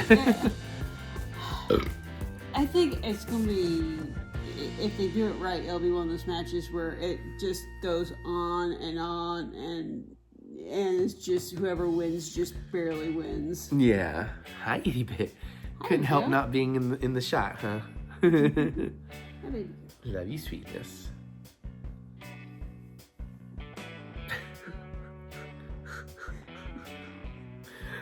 Especially with the lights. Like, that's just... What's the message? That's just, it's camera related. Oh, okay. Yeah, so I'm going for Randy Orton. Women's Queen of the Wing. I don't really care that Queen of the Wing. Queen of the Wings is a wing eating competition. Nia Jax. Oh, Jesus. that was mean. I learned it by watching you. Lyra Valkyria versus Nia Jax. I really think Nia's going to take it. I mean, how do you stop Nia? I mean, I guess you do sort of have a David Goliath thing here with Valkyrie. Or Valkyria. Valkyria. I think it'll be Nia. Yeah, she's gonna pound through. Yeah, and she could go after Morgan. She could go after Becky. She could go toe to toe with any of them. Yeah. It's just like Lyra will put up a good fight, but it'll be like it's like, well, can we really let like one of the brand new people have the win? Yeah, true. It would be pretty quick. That's a good point. All right, Nia Jax it is then. Undisputed WWE Championship match: Cody Rhodes, Logan Paul. Logan Paul can't win because then he gets Cody's title, so it's got to be Cody. Logan gets disqualified. I feel like by only having one title on the line, you kind of sucked all the tension out of that one. Yeah, I would agree with that. Although it would be unsufferably interesting if Logan did win and he was holding 2 belts. Yeah. That would be for some interesting storytelling. I don't necessarily want that, but I would be okay with it. Yeah, I mean, it gives camera movement, and I don't have to use my hands. It's kind of cool. I just hope I got the lighting right. I don't know, still tweaking stuff. I guess that's our predictions. We'll come back with our reactions. We'll be probably watching in the daytime, though, because... well, it starts at 1 o'clock our time. Yeah, so I don't know if we'll start it right away, but we'll get to it kind of earlier, hopefully, and instead of sitting down. I don't know what the plan is. We'll do it. We'll be there, and we'll see you all there. I guess I can't really do the hand thing when I do this, though. Or can I? Bloop. Oh, yeah, going forward in the future. Oh, bloop again. Let's see if I left that in or not. Bloop. Don't you make me... No, that's dark. No, it was just color. It looks like she has black eyes. She has color-changing lenses. She's been vacuuming the windows. Is that what it was? Yeah, dude. Is that what I figured you figured that out. Oh, no. Yeah. I forgot about that. So what? We just watched the Jade Cardigan. Well, she watched it earlier while she's vacuuming. I just got up late. I was watching it. The Jade Cargill, Bianca Belair versus Indy Hartwell and Candice LeRae. And no surprise. Jade and Bianca took it. It was a took it. pre-show match. I mean, yeah, it was fine, and I thought Bianca did a good job selling her knee injury. So except for the part where she's skipping down the aisle, her runway. That's true. To the ring. I'm yeah. Yeah, if your knee's fucked up, you're not doing that. True, but in the match itself, I thought it wasn't too bad. Sorry, camera's being fun. But yeah, I mean, pretty cool.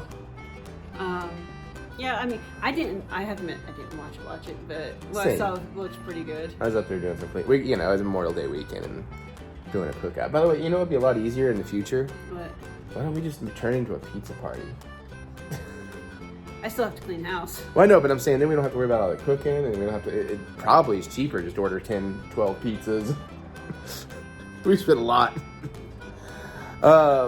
anyways, yeah, same. So, but I mean, you know, it was a fun, nice opener. And now we'll be on to the Becky and Liv. I honestly kind of hoping Liv gets it. Yeah, I would like to see somebody new have it for a minute, not the same old. I mean, I love Bex, but Yeah. little change is always good. Little change in the neighborhood. By the way, Bianca and Cargo, I love their matchy but not matchy style that they've been doing. Yeah, even though Jade had to totally, you know, cover up for Saudi Arabia, which is just such a bummer. So I'm having fun playing with my new toy. I honestly, I wish some of the guys would come out completely covered in solidarity. That would be pretty funny. Especially in bright pink matching jumpsuits. Pretty Deadly would. They'd rock it. Oh, yeah, Pretty Deadly would be all about that. I miss them. We haven't seen them anywhere for a while. I guess they just don't have a story for them at the moment. Or maybe somebody's recuperating. I don't know. All right. Well, next match, right? Yep. All right. Did you hear Mary laughing?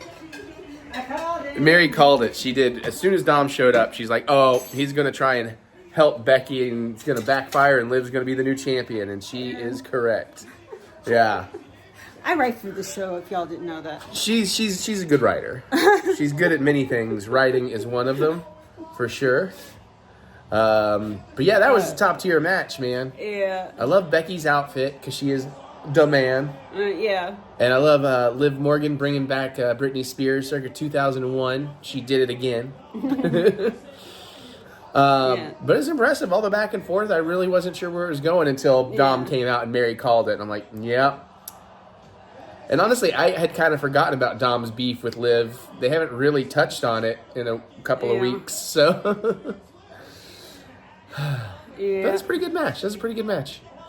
All right, well, we're going to keep kind of cleaning and seeing what's up next. It's 2 o'clock, so I think we're going to move upstairs. She's going to work up there now. Yeah. I'm doing a little bit here and there, but I'm trying to watch wrestling, but I'm also having my juice and my coffee because obviously I got out of bed a little bit ago. Okay. We're cool. Mm-hmm. Oh, and then Mary had a great idea with all my fancy tequila bottles that why don't we start putting the pretty bottles up there? She's just full of good ideas. Hey, you want to see down my shirt? Whoa. Hi, Jack. Look at that, Jack. Hi, Chicky Chick.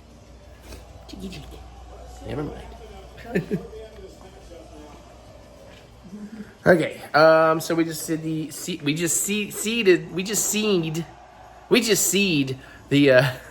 three-way.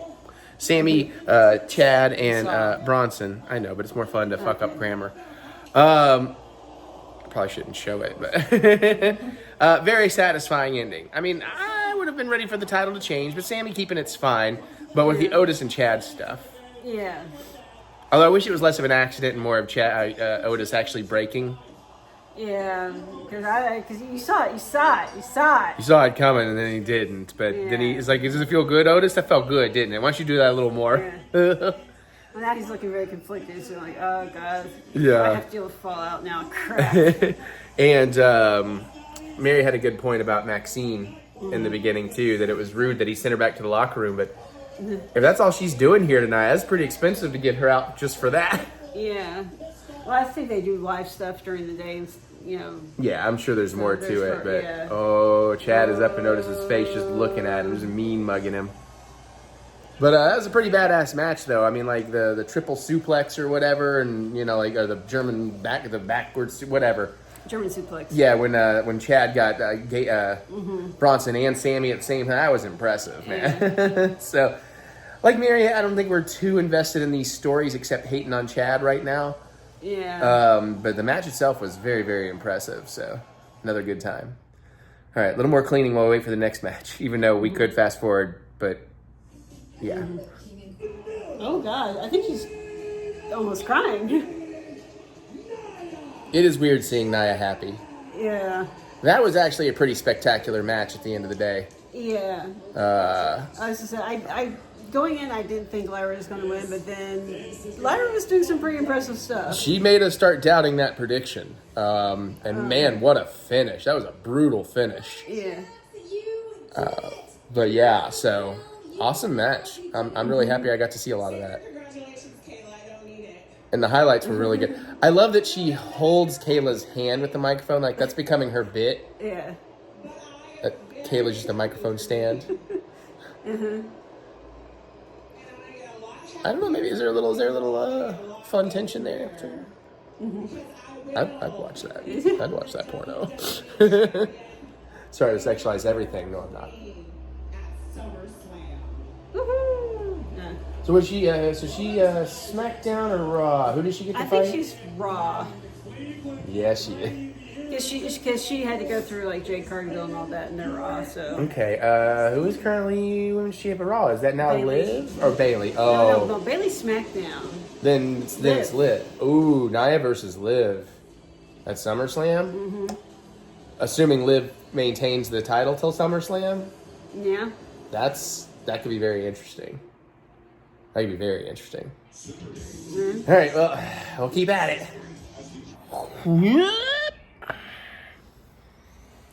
That match was awesome, and it was so brutal. Mary got injured. Doesn't show up that well, but I can already see the Bruce one. I know, yeah. I had a little accident cleaning the windows, but no, that was a killer fucking match. Although Mary I had to look away for a second. Mary caught it, and then I saw on the replay that that ref didn't do a good job because Randy's shoulders were barely touching the mat. Like, I know it's scripted that now this is where he's gonna win, but usually the ref would be like no and point out so they'd have to adjust to get it. But it's like brutal. They changed the angle on the replay too because the original angle was you could full on see the shoulders. Sorry, I'm trying to do a thing. But for the replay. Yeah, that was a good match. So we had Gunther and Nia as King and Queen of the Ring. I'm sitting here going like, That's a really weird prom queen and king pairing. yeah. But it kind of works. So I guess Gunther's getting to go up for world heavyweight. Is that what Logan Paul has? No, he has US Championship. That's right. He's going up. That's right. Priest. Duh. We even already talked about it briefly, which I think that would be a pretty good match. Yeah. Those two beefy boys would do some damn damage. We also noticed no one has broken a table this entire pay-per-view. So Mary says they'll get a double table break in the championship. Yeah. But yeah, man, I mean, and those bruises welling up early in the match on Randy and everything were pretty crazy. So I quite appreciated that. Yeah. And Hunter did not crown him. He did not. Gunther kneeled before no one. Oh, and then the crowd was going over with him, like yelling, "You deserve this!" And I love that Gunther's like, Fuck off. I'm supposed to be a bad guy. Stop this bullshit, So he really played that well about what I do and don't deserve is nobody's business but mine. I'm just gonna pretend he sounds like Schwarzenegger from now on. Do you think just hire really tiny reporting women to make everybody else look big? Absolutely. But another killer match. Only one to go. All right, so we just had the championship, which honestly was a little bit of a surprise. We knew where it was going, and that's where it ended. No surprise there. But it did have some twists and turns near the end that I was a little like, are they actually going to let Logan win this? Yeah. But at the same time, it's like as soon as they took the U.S. Championship off the table as a possible win, it was like, well, yeah, no, that's... Yeah, we know. I felt like there would have been a lot more tension if it could... We would have, no matter how it turned out, we'd have a double. Yeah, because then it would have been more believable. They'd go either way. As usual, though, love him or hate him, Logan Paul put on a hell of a match with Cody. His big jump and through the table was really fucking epic. I'm pretty sure the first table was supposed to go down too. Yeah, but it just didn't. But I called it. Yeah. I like Michael Cole shouting out, getting up or trying to get, calling out Logan Paul, and the other announcer was, kind of standing up for him. I thought that was kind of cool. I did love at the end that Cody, before he finished him, said, "I'm Cody Rhodes, bitch," and took him down. That was fun.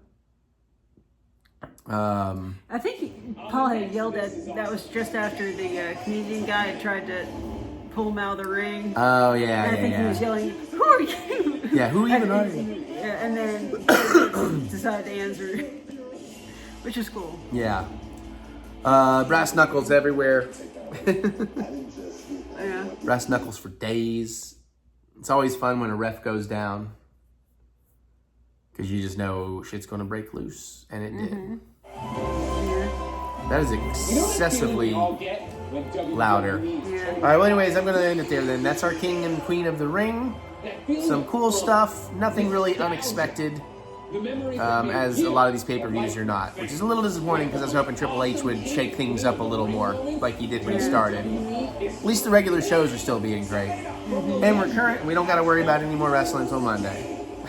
Yay! And then the next pay-per-view, Mary will be gone. So, well, the next WWE, well, NXT is WWE, but I think there's an NXT thing, a PLE or something.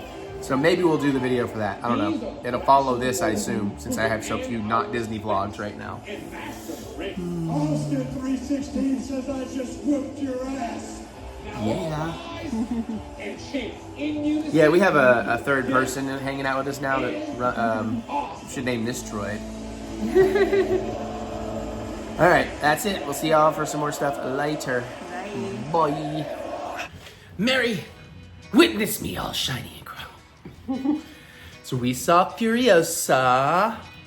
It's Furiosa. Huge expectations for this because I love Fury Road. It's one of the best cinematic experiences that I ever had. It's one of the best cinematic experiences I've had in a long time. And I went in with the expectations of this being every bit as good. We saw it in IMAX, the whole deal. You know what? It was every fucking bit as good. Slightly different. And I guess ultimately maybe not quite as good because Fury Road had the surprise element of I had no idea it was going to be that good. So if anything, I give the edge in that regard to Fury Road a spot. But man, this is one of those things that a lot of people out there are going to end up seeing this on streaming or whatever. And there's going to be so many people out there saying, oh, I wish I'd seen this in a theater. And I'm going to be right there saying, I fucking told you so. Because George Miller strikes again, and a lot of people don't understand. They're like, these Hollywood cash grab prequel, blah, blah. That ain't it, Chief. This is an artistic vision from an auteur who had a story he wanted to tell with characters he loves playing with. And from start to finish, it is a visual, audio, action, story, mad, character-driven feast of amazingness with incredible actors, and holy shit, Chris Hemsworth was on fucking fire in this role. And all the Mad Max movies are great, but Jesus Christ. And now I'm mad at y'all, because normally I don't give a shit about box office. None of us should really give a shit about box office. Just, did you like the movie or not? Don't base shit on box office. Great movies don't make money. Shitty movies make a lot of money. That happens all the time, vice versa. Box office is not an indicator for anything except executives. The only concern we should have as film goers and fans over box office is as a minor indicator of, will this thing I love get a sequel? That's the only reason you should care at all. And thanks to a bunch of pricks out there, it's not looking good. Because George Miller does have a sequel to Fury Road he wants to make. He wanted to make that, but it's so expensive, he needed to try and have a hit out of Furiosa. So, good job everybody screwing yourselves out of that. Good job, probably. Hopefully, maybe not. Fingers crossed. Maybe this movie's got legs. I'm probably going to go see it again, maybe tomorrow. How's it doing overseas? I don't know. I haven't kept up with the overseas. But anyways, I got the rant out of the way. Hey, Mary, what'd you think of Furiosa? I had a fun time. And where do you come from on the Mad Max and the Fury Road and all that? Just for... So, I may have seen Road Warriors once. I don't remember. And you saw the trailer and you kind of started remembering it. Yeah. So I think, but it's been a very, very long time. What was the one after that? Beyond Thunderdome. Beyond Thunderdome. That was the second one? That was the third one. Road Warrior was the second one. You've never seen Mad Max. Oh, I've never seen Mad Max. Okay, see, I get confused. Yeah. Which is a great But movie. But if you're going to skip one, that's... I remember really enjoying Thunderdome. I know. But mostly because I was like, I want that chainmail outfit Tina Turner has. And I haven't seen Thunderdome in forever. I'm about ready to rewatch all these. Maybe while she's on her vacation, I'll take that opportunity. Ooh, that would be a good thing. But yeah, Fury Road was fantastic. So yeah, I like him. I had to say I was really impressed with the kid that got to play the young Furiosa. Yes. Maybe kids, plural possibly, because this is not really a spoiler. I mean, she starts as a young girl in this movie, and you see her grow up over time. This covers a long span of time. I think. And it's amazing how they transitioned and pulled that off. Yeah, part of how they did it to make it the transition less jarring though was that they used some face replacement, and they started out with like a mix of like 85% of the actual kid's face and about 50% Anya Taylor-Joy. Yeah. And then as she got older, they made the mix more Anya Taylor to the point where you're going, is she in the part now? Yeah, and which actress is? And I'll also tell you this, again, not a spoiler, but when they do kind of switch over, and I've heard other reviewers mention this too, when they do switch over to it being Anya Taylor-Joy, I think it happens in the middle of a big sequence or something, because there's kind of this moment of like, oh, when did it become her now? You know, because like you're just on this journey with this person growing, and then you're at a point where it's okay, now she's that age, but it works so good. And then you got freaking Tom Burke in here, who's not the Road Warrior, not Mad Max, but he is a Road Warrior, and it's a Mad Max proxy. Oh, Imperious Jack? Yeah. And wow. I'll take a prequel about him. Give me the Road Wars that he's been doing, you know? I mean, like, I love that. And Miller did kind of say, okay, I'm going to redo Road Warrior, sort of, not the whole story, but a big section of it. But, you know, now with what I can do, and it is phenomenal. Phenomenal. And there's enough weirdness and craziness, and I love that they built the world up and you have a better idea of these different places and that have existed, and I guess they have grown, because this is still, again, his movies are loosely sequelized, but you can look at them as a long timeline.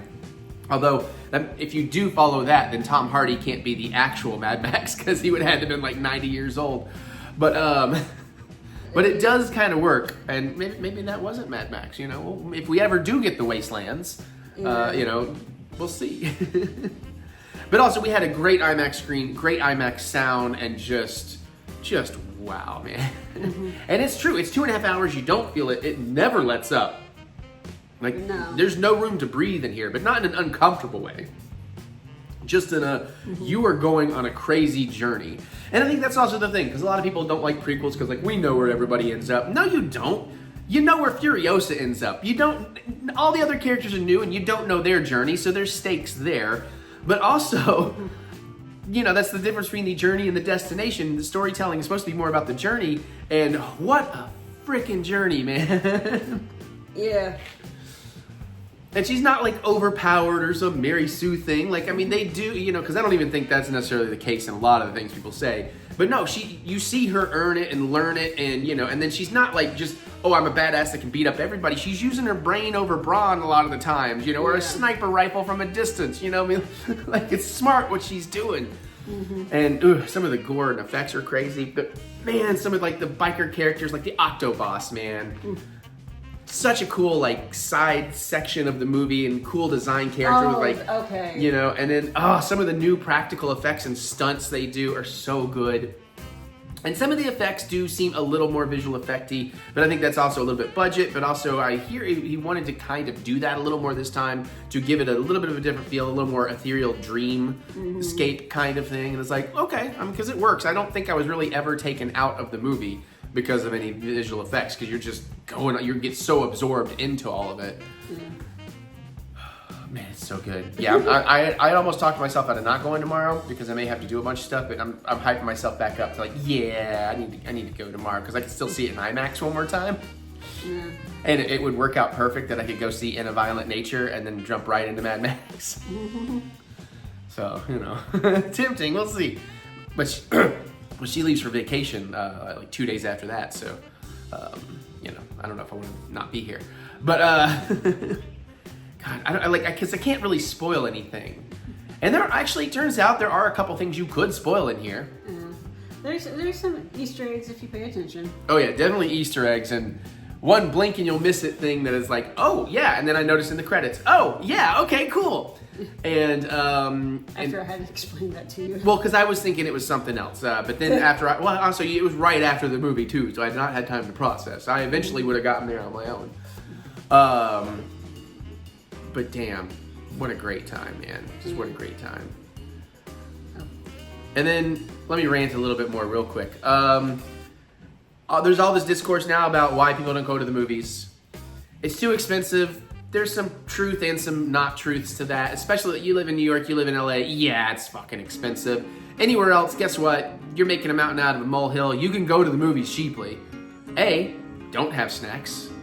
You can watch a movie without eating. I don't know why snacks, everybody thinks you have to have snacks. B, you can go on a cheaper day. You can go to a matinee. You can sign up for one of those clubs like we do, like Unlimited. There are ways to go to the movies. Very inexpensive. Well, I wasn't going to say that because I don't want to, because I still like to support the theaters because the theaters don't make money from the movies. The theaters make money from concessions. So I wasn't actually going to, I do not endorse that. I'm not going to judge you, but I don't endorse it. But the one complaint I see a lot that really grinds my gears is the people who are like, well, it's because there's 30 minutes of ads and trailers, and it's like, well, here's an easy fix. Show up late. That's what we do all the time. We always know, unless it's a Fathom event, which usually starts right on time or a couple minutes after the start time, then at Regal, we have it down to a science. It's almost always about a 20-minute package of trailers and stuff. Once in a blue moon, it'll be 17. Once in a blue moon, it'll be 25. But there's one exception to this. If your theater does not do assigned seating, you may need to show up earlier. That's true, but I think most theaters do assigned seating. Yeah, that is someplace like the Kentucky does. That's a fair caveat. But also, listen, I love the Kentucky, but don't go see first run movie. Well, I don't want to say that. The acoustics, man. Anyways. But generally, yeah, like that's the thing. We know we got, so as long as we go in there about 15 minutes after roughly, we sit down, we see maybe 1-2 trailers, and boom, movie happens. So half these complaints out there are just bullshit people wanting to complain complaints that have easy fucking fixes. Okay, I had to get that out of my system. You good? Yeah, because I think I was about to mute the words blockbuster and box office from Twitter just so I could not see any of that shit again because there was too much goddamn discourse about all that. Too much gloom and doom, you know? Plus, I'm just really bitter because I want the goddamn wastelands. I don't want enough. We need to live in a world where George Miller has at least 6 of these movies. Because keep in mind, if you didn't know, he made all of these. Every Mad Max, it's always been him and his vision. And that's what I say. It's like, these are not cash grabs. Oh, yeah. Okay. I did not realize. Yeah, you know, so. I guess because they are such different beasties compared to like Fury Road. And then he made things like 3,000 Years of Longing and Babe 2, Pig in the City. Oh, yeah, and Happy Feet. And Happy Feet, yeah. So it's like wild, man. I feel like those might be a little bit more his, okay, I need to make something studio safe to keep me on the map, to get the money, to do the things I really want to do. Did you see Nostalgia Critic's thing on Happy Feet? I don't know if I did or not. Maybe. There's somewhere it's just like, oh, there's George Miller. Some trippy shit happens. Yeah, I think I did. Now that you mention that, yeah. So yeah, because again, he's a true artist that can't help but put his art into his work. So anyways, I know this was probably more ranting about people than anything else because what am I going to say about this movie? I can't tell you anything about it other than I fucking loved it and I can't wait to see it over and over again. I look forward to a black and chrome edition. I would say if you haven't seen Fury Road, you can totally still go see this. Just be aware they're going to kind of recap Fury Road during the credits. So if you really loved it and you don't want to be spoiled on Fury Road, not that it's heavy spoilers of it, you might want to just duck out at the credits. There's not like mid-scenes or post-scenes or anything like that. No. But they will play together. You can watch Furiosa and then jump right into Fury Road and have a great damn time doing it. Yeah, so I just freaking loved it, man. Freaking loved it. Give me more. Put that shit right in here, right in my veins. It's almost healed, by the way. You can't even see it, I don't think, on camera anymore. All right, that's enough of that. We got other things to do. Bye. Yeah, you good? You good? I'm good. Okay, bye. Hello, I'm down here. Camera. I'm down here. Down here, camera. Here I am. Get me in there and track again. All right, I'm still learning this camera ins and outs. Let's just make this a little bit more of a cinematic frame. There we go. Whoops, too much overcomplicated. And there we are. Okay, so let's do a little bit of a vacation update. July is still pretty much set. I haven't really changed anything from that. I will give you one final update when we get there.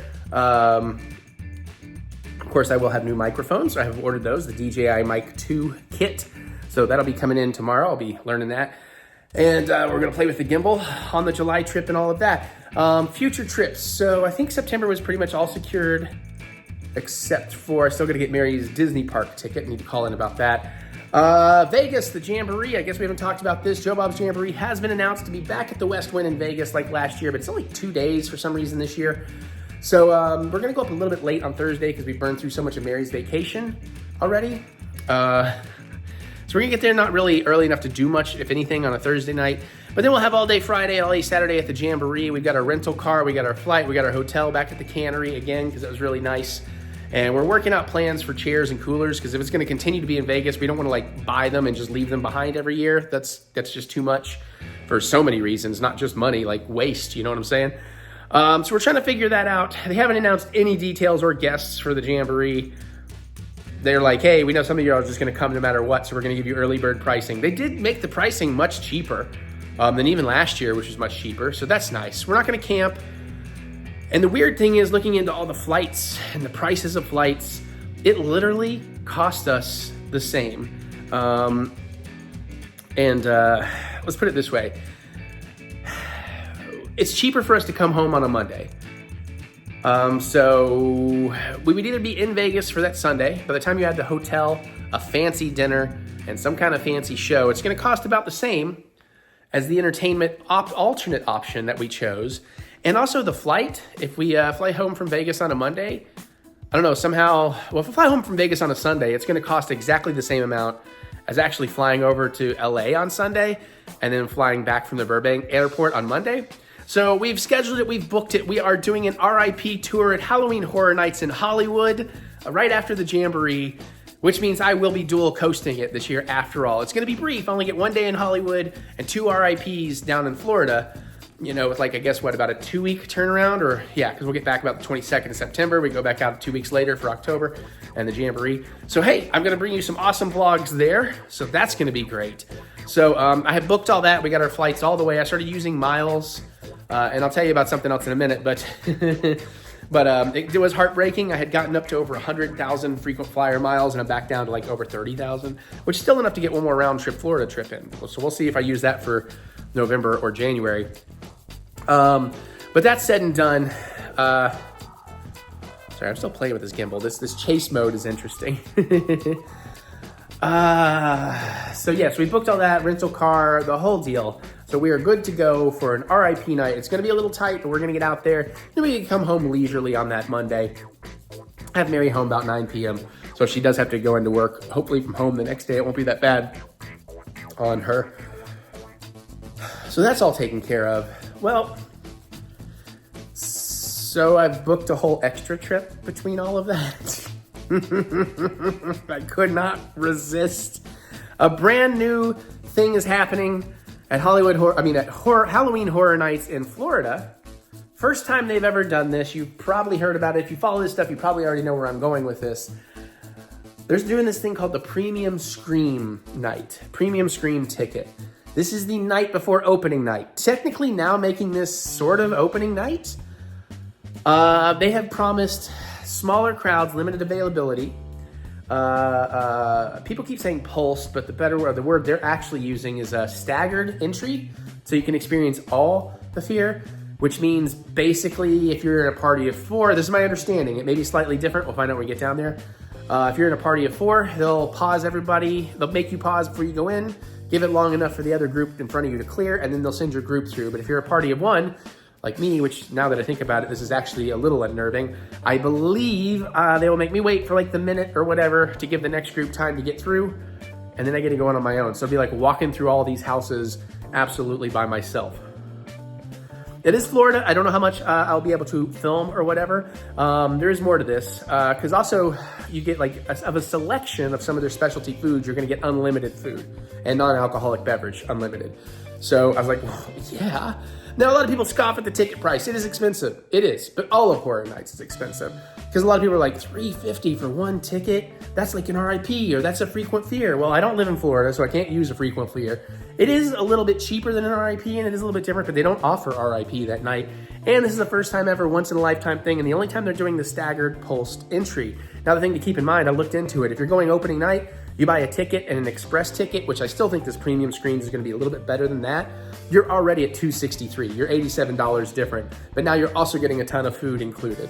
You're also getting some special privileges and lower things. So it's like, it's expensive, but it's well within reason of what horror nights costs if you're, you know, not just going at the lowest rate you can possibly go. And no knock on that. You probably get to go more than the few days I get to go. So I'm very excited about that. We're definitely going to make an interesting video out of that. I don't know how much the houses I'll get to film or what, but it should be pretty cool. I was also kind of sold because a lot of people's complaints actually worked as a selling point for me. A lot of people were like, ugh, it's just going to be all the influencers and nothing but influencers. And I'm like, how many of those people are ever actually in your way? Like, I don't consider myself necessarily an influencer. I'm sure others would, but a lot of the people, are you really gonna be able to tell if it's somebody taking home videos or filming for their channels, like other than maybe talking to the camera, you know? But in general, certainly there are bad actors that are gonna get out there and do bad, you know, be annoying to other people and not think about other people. But most of us think about other people and try not to harsh your vibe. We're just doing our own thing. But that kind of sold me because I was like, ooh, there's an opportunity to actually maybe bump into and meet a whole bunch of other YouTubers I love, like how I ran into Greg from How to Drink on my Epcot Drink Around the World tour. So I'm really excited about that. That was definitely a selling point for me. And I'm very excited about it. So I'm going to that. And the thing is, I used frequent flyer miles to get down there because my flight was pretty damn cheap and didn't take a lot of miles. And then I even debated about the challenge of, do I just fly down early Thursday, go to the thing, leave straight from Horror Nights, go to the airport, hang out a few hours, and then just get back on a flight? And I'm like, I don't really think I want to do that. So I ended up deciding, you know what? If I stay at the Lowe's Sapphire, if I stay somewhere convenient and nice at Horror Nights, it's pretty expensive. It's like $280 for one night. I was like, But then I realized, hey, what if I, if I just deal with having to get a lift of somebody driving in a half hour, which may be a little bit of a chore, but not terrible. What if I just go, maybe a Disney hotel is cheaper? And ultimately, long story short, yes, I'm going to be staying at the All-Star Music, so not movies, so it will be a slightly different hotel.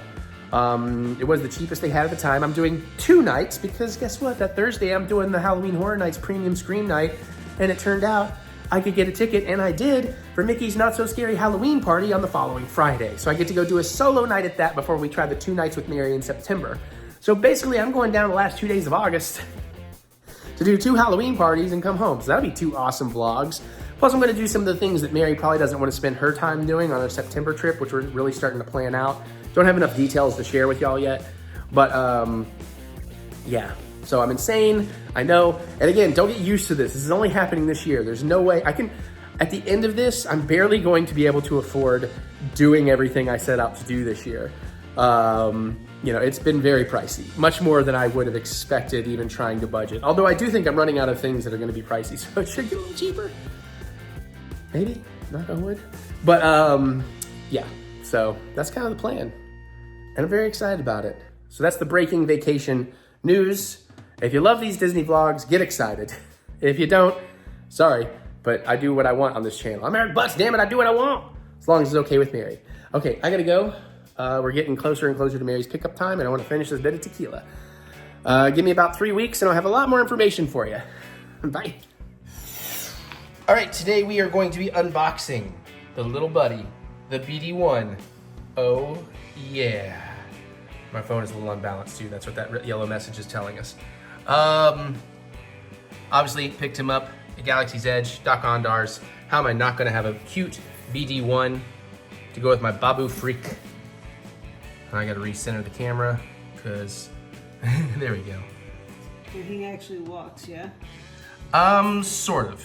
It's not as cool as you'd want. Is it more of a waddle? Yeah, probably. But I'm excited to check it out. So I'm gonna. Oh, this should be. It's my first time handling this, y'all. Yeah, Mary's first gimbal. So just remember the trigger thing can help and the joystick. That's what you want to be prepared to have to do. Vroom, vroom, vroom, vroom, vroom. What the hell is on the edge of my... Oh, black plastic from the thing we unboxed There was next. something else on there as well before we started. Ah, smegma. Yeah. All right. So we're gonna slide our little buddy on out. Boop, boop, boop, boop. We've got instructions. Oops, shoot, I'll get that. I'll let you just linger on that for a minute. Oh. Well, that's what you actually look and see what you're filming and use the joystick and all the things I just taught you. Well, Honey. Just all the things I just taught you. This is just stupid safety stuff. Nobody cares. Well, yeah, but you didn't tell me how to zoom. Well, you can, but I don't like zooming on this.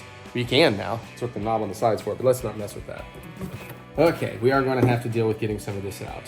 So I'll tell you what. I'm going to get him out, and I'll shoot some beauty footage while I let Mary deal with that part. Oh, nope. We are going to need some scissors here as well. Let me grab your little release. Hey, they're where they belong. Sweet. It's always good.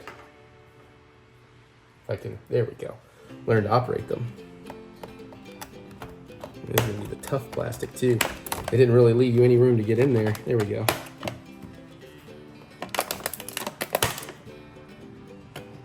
Okay, those are in plastic, under plastic. Here's something by the head. By the head.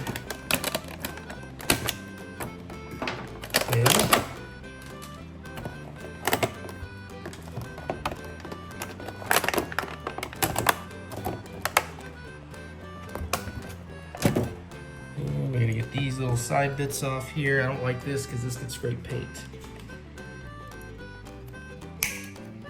Being gentle, not to give them.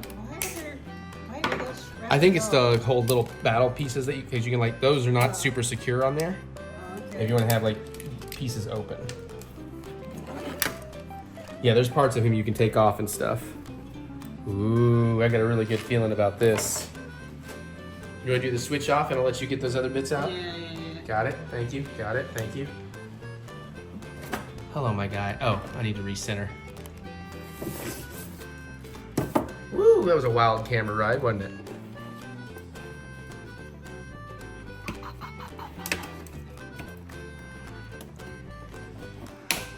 Oh yeah, this is nice. And again, I don't know if those don't come off, but these will come off. You want to have some revealed pieces. That was the remote. You can take this. You can take this drawer off if you want to have some like stuff going on there. I think this comes out. Batteries, I'm pretty sure. They usually are pretty good about putting batteries in there. Okay, we have batteries. Cool. It doesn't feel. It feels so light. It doesn't. We gotta get the other things out. Is there other things? Oh. Those are taped.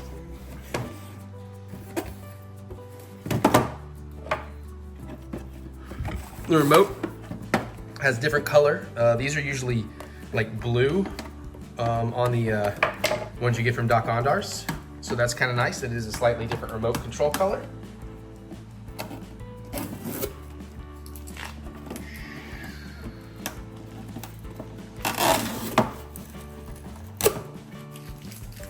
I'm also using this for gimbal practice, everybody, so just bear with me. Because if I'm going to start taking this thing out to the park, I need to get better about how I'm shooting.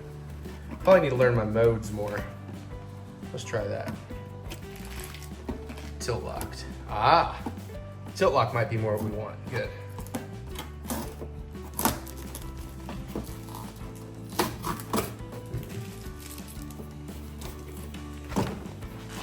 Nope, tilt lock is not what I want. Okay, so you'll be going to put these on? Yeah, sorry, I thought I just, Gotcha. Okay. We're back on follow mode. Yeah, my little guy's gotta have his own tan eye. And tanny. Alright. Okay, I'll pass back off to you. I'll do the honors of turning our new boy on. Now, did you turn this on? Oh, his little light lit up. I see that. Did you turn this on and back off, or? Yeah, I turned it on and off. Okay. I might need to pair him. Yeah. Okay, let me check those instructions for pairing real quick. Should be pre-paired, but luckily pairing is not that hard. When we turn them on, we gotta hold down the pair button, we hold those. We're gonna hold these two buttons together until that blinks. Yeah, okay. So there's a pairing button back here, which by the way, notice that lights up. Oh, yeah. But here's the pairing button. We're gonna hold these two buttons down until this light blinks, I guess. So we hold that down. Oh, do we hit it or do we hold it? Hold on, hold down, pairing on the back. Make sure remote is in the off position. Oh. That's weird. And hold down those buttons. When it starts blinking, we're paired. So I'm gonna hold this down, I'm gonna hold these down, and look for that to start blinking. I think that's blinking. I think it's on the remote that's supposed to be blinking. Maybe not?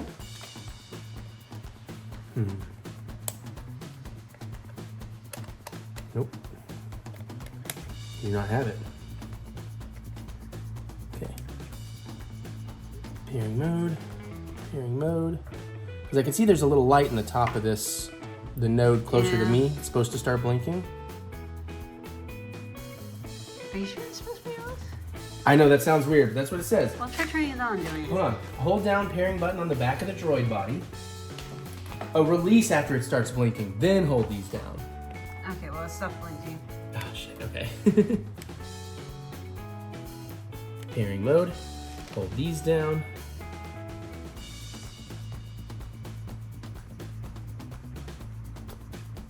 And back to the drawing board. Make sure the remote control is in the off position while holding down forward and accessory buttons together.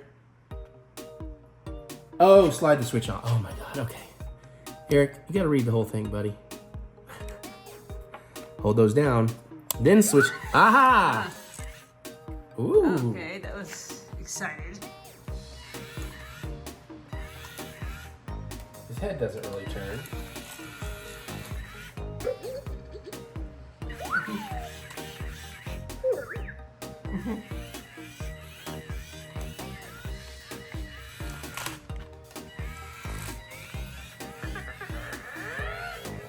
Oh, this is awesome.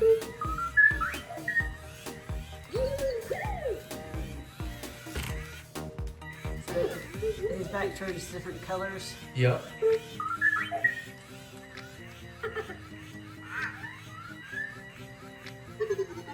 That's cool.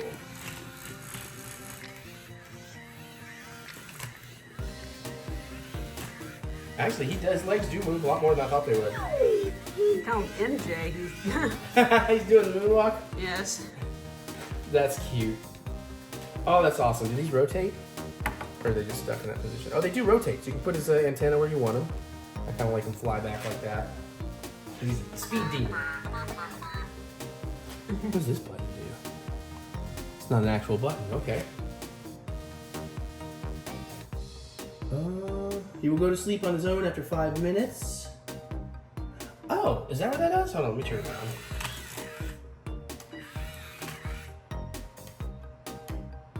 Ah, yeah, if you hit this big button here, you can cycle between his light modes.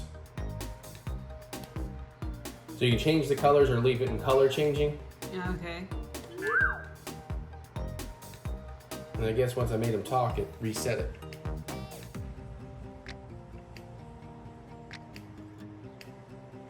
I think this guy's about 120 bucks. So it might be 100. If he's 120, he's the same as a Build-A-Droid.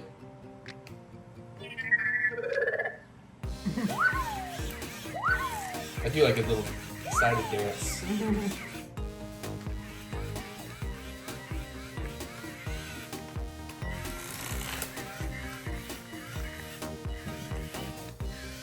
I thought he just goes scuffing up the table when he turns around.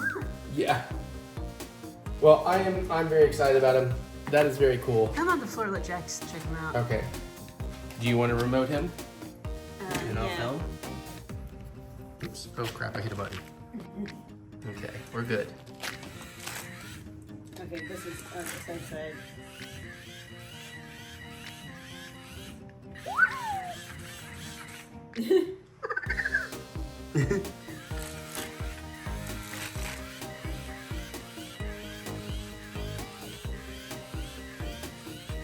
It's your buddy, Jack. It's your buddy BD1.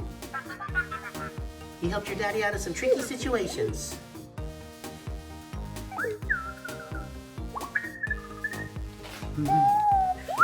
Yeah, Jack's good. See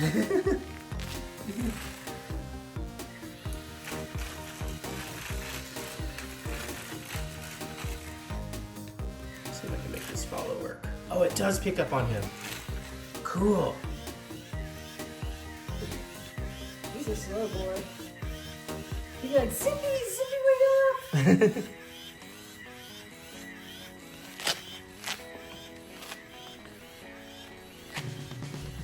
Okay, I'm running out of room to do things.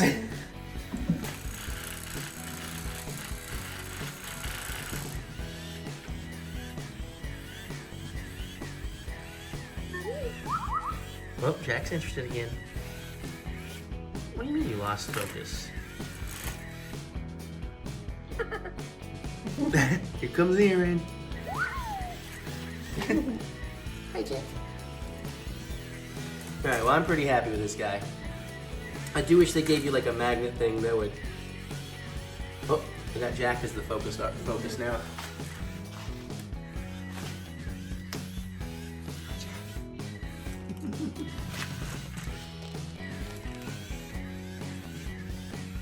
Okay, well, it's getting really humid with this window open over here. I'm getting really hot, so I'm gonna call it. Let's see you one more last time, your cute face, BD. Hi, BD. Oh yeah, we live in Star Wars. Right, Mary? Yeah. Okay, more stuff. Hey everybody, Disney pin unboxing. Obviously when I went in July, these videos are still happening, so I haven't done the video where you get the haul of everything. So mild spoiler to some of the pins I bought. But of course we want to open up some and see what we get, especially before I go back in July, because maybe I want some more of some of these. I can already tell you one set I'm going to want more of, even though we haven't opened them yet. But today we're going to open up a set of these Kingdom of Cute. I was just bragging on how good you will do this. There we go. Just got to get in a little closer. So I just thought these were pretty adorable. You can get like the Tomorrowland, I guess, or Space Mountain. Space Mountain. Teacups, Jungle Cruise boat, a Dole Whip, Sword in the Stone, one of the little, what do you call those from Haunted Mansion? Like the candelabras, I guess. Yeah. Flying Dumbo, and, okay, why did I lose focus? I guess that's supposed to be like a tram, like a Disney tram. Or no, it's, Skytram, maybe? maybe it's old school Skyliner. That's not what the new Skyliners look like. I do not know. But, so we're just gonna pop in and we're gonna see what we get. We haven't bought any of these, so unless we get duplicate packs, we should be in good shape here. Okay, you wanna go These are first? tiny, these are pretty tiny You wanna too. go first or you want me to go first? I thought I only had one in there for a minute. You can go ahead and go first. It's always ladies first. Here. By all means, I don't need it.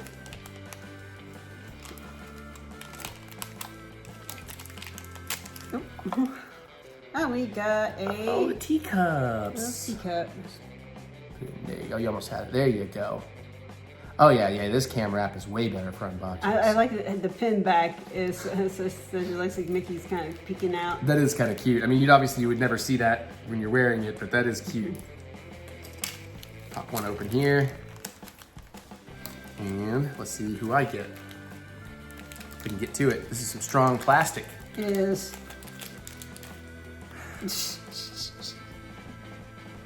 I got a pin trade.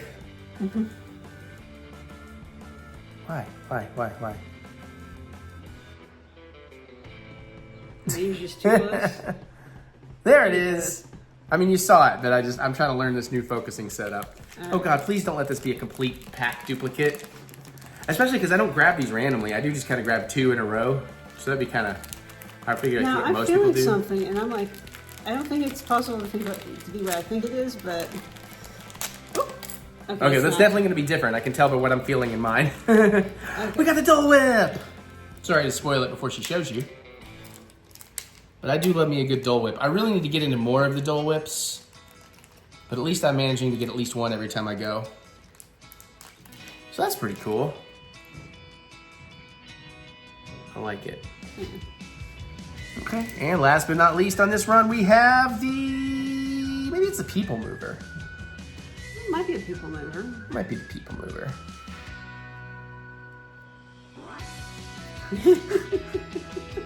Good old Mickey in frame there. There it is. Fastest. Oh, it was good to you. I guess our faces have to be slightly obscured. There we go. Okay, so only one duplicate. That's fine. It's the teacups. I can trade. Yeah, these are pretty cute. I might get another set of these because I really want the Haunted Mansion one, of course. But honestly, the Sword in the Stone one and Dumbo would be really nice, and the Jungle Cruise boat, those would all be really nice. And even Space Mountain would be fine. Yeah, and these are relatively inexpensive for the Disney pens, you know, because they can go up to 25, so that's these are 20s, so.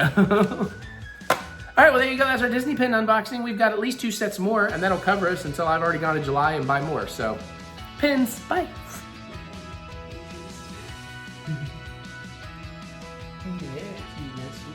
She's so fast, woo. She's so fast, the camera about lost her. Look at that beautiful girl. I can't go too close. Oh, she wants to mark this so bad. She loves electronics.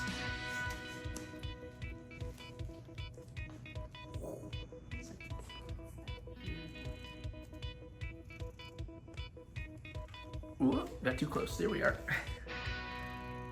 Hi. Oh.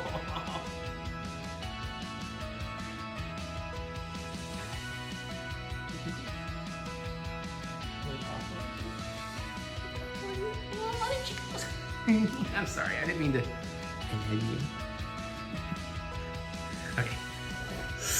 Okay, we are going to try something. It was the day before Memorial Day.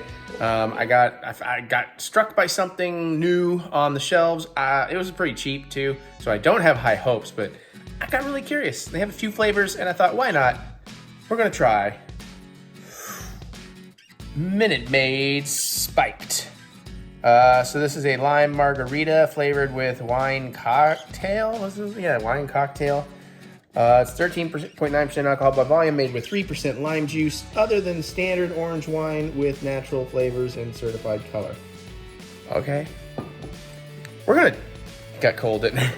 We're gonna taste test this first, because honestly, we're not entirely sure how to drink this in terms of what kind of glassware to use, or does it need would you want a salted rim? I mean, so we're just gonna put it a little in a shot glass and each take a little sip here and see what we think first. You can go first if you like, or I will do the honors, whatever. I'm the tester, huh? We've had it in the freezer for a bunch of hours, so it should be nice and cold. Smells kind of like a margarita. So, yeah.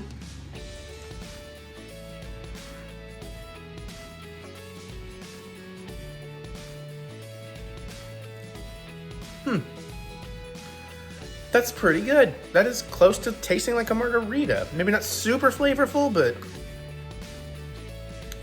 thought it was almost like more like a high C or a Kool-Aid at first, but It's a very sweet margarita. yeah. I think we're just kind of missing that. And it tastes kind of salty too. Yeah. Yeah, I don't know. It's not bad.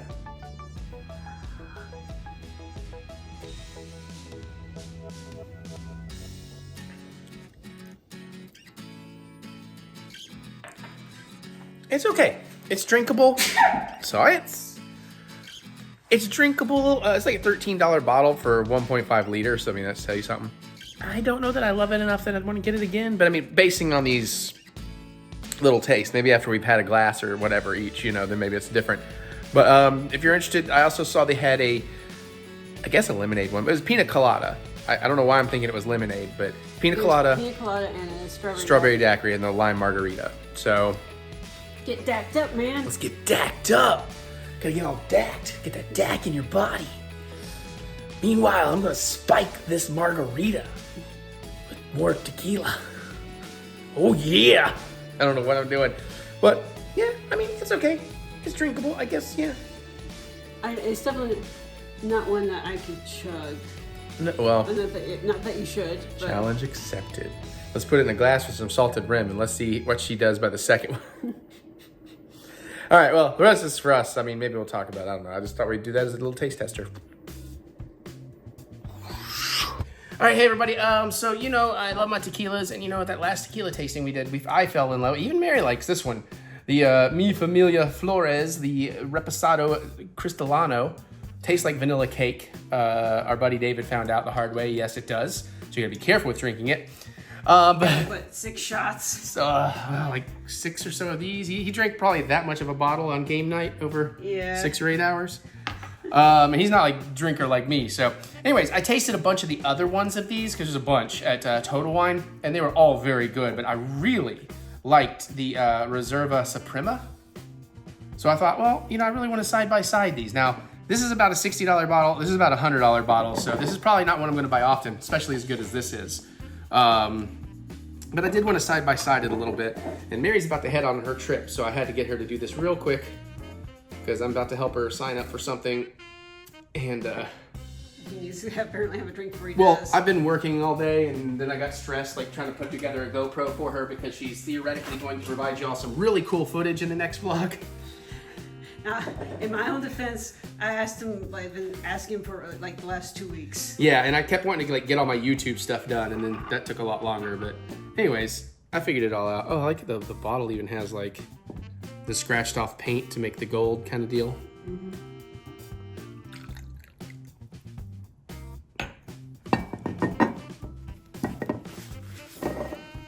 And you can see the color on that's a Just little bit. switched lenses on me for some reason. What do you mean switched lenses? It just switched something about supporting. Oh no! Don't, if it's a yellow box, ignore it. Oh, okay. It's just telling me my camera's unbalanced. You get so distracted by those yellow boxes. Well, because I don't know what the fuck they say. Yeah. There we go. These are both fresh bottles, by the way. Oh Jesus! When did I cut my thumb? I just noticed. Oh, Must have been when I was breaking down all the boxes for trash night. probably. Though usually you notice a. I don't Yeah. feel it. Oh, the tequila! Usually a cardboard cut hurts like a mother. It must be fresh because I still got a little tiny dollop of blood coming out. Oh, we don't need to show people that probably. Okay. So let's taste test away. I'm gonna start with this one just because I don't really remember what it tastes like. I know it didn't taste like vanilla cake. It definitely tasted different. Smells good.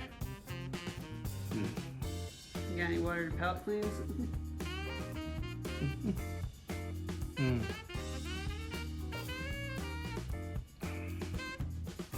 It's still very good. That's actually closer to the Addictivo. Bit more caramel. I quite like that one. I know what this one tastes like, but I want to get them side by side. I don't need a palate cleanse.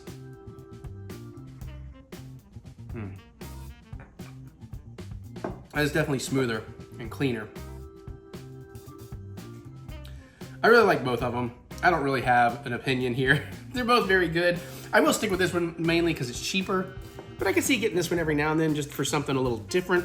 It's just. Yeah, that's because it's tracking my face. That's why you have to then turn off the, click it once to let that go, and then you gotta hold the trigger or arrow it or whatever, you know, I mean, I'm still trying to, There we go. there you go.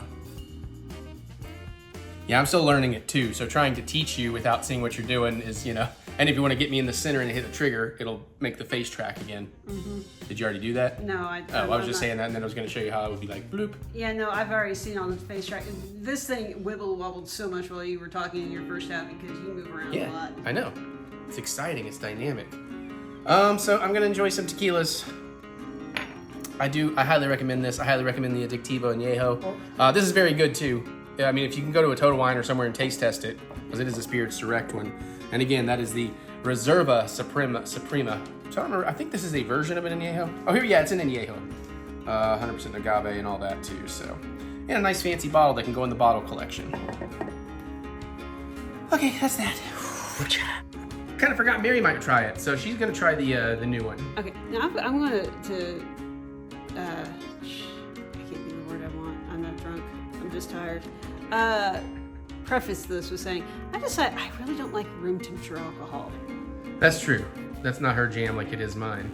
Yeah, because I need it to be cold.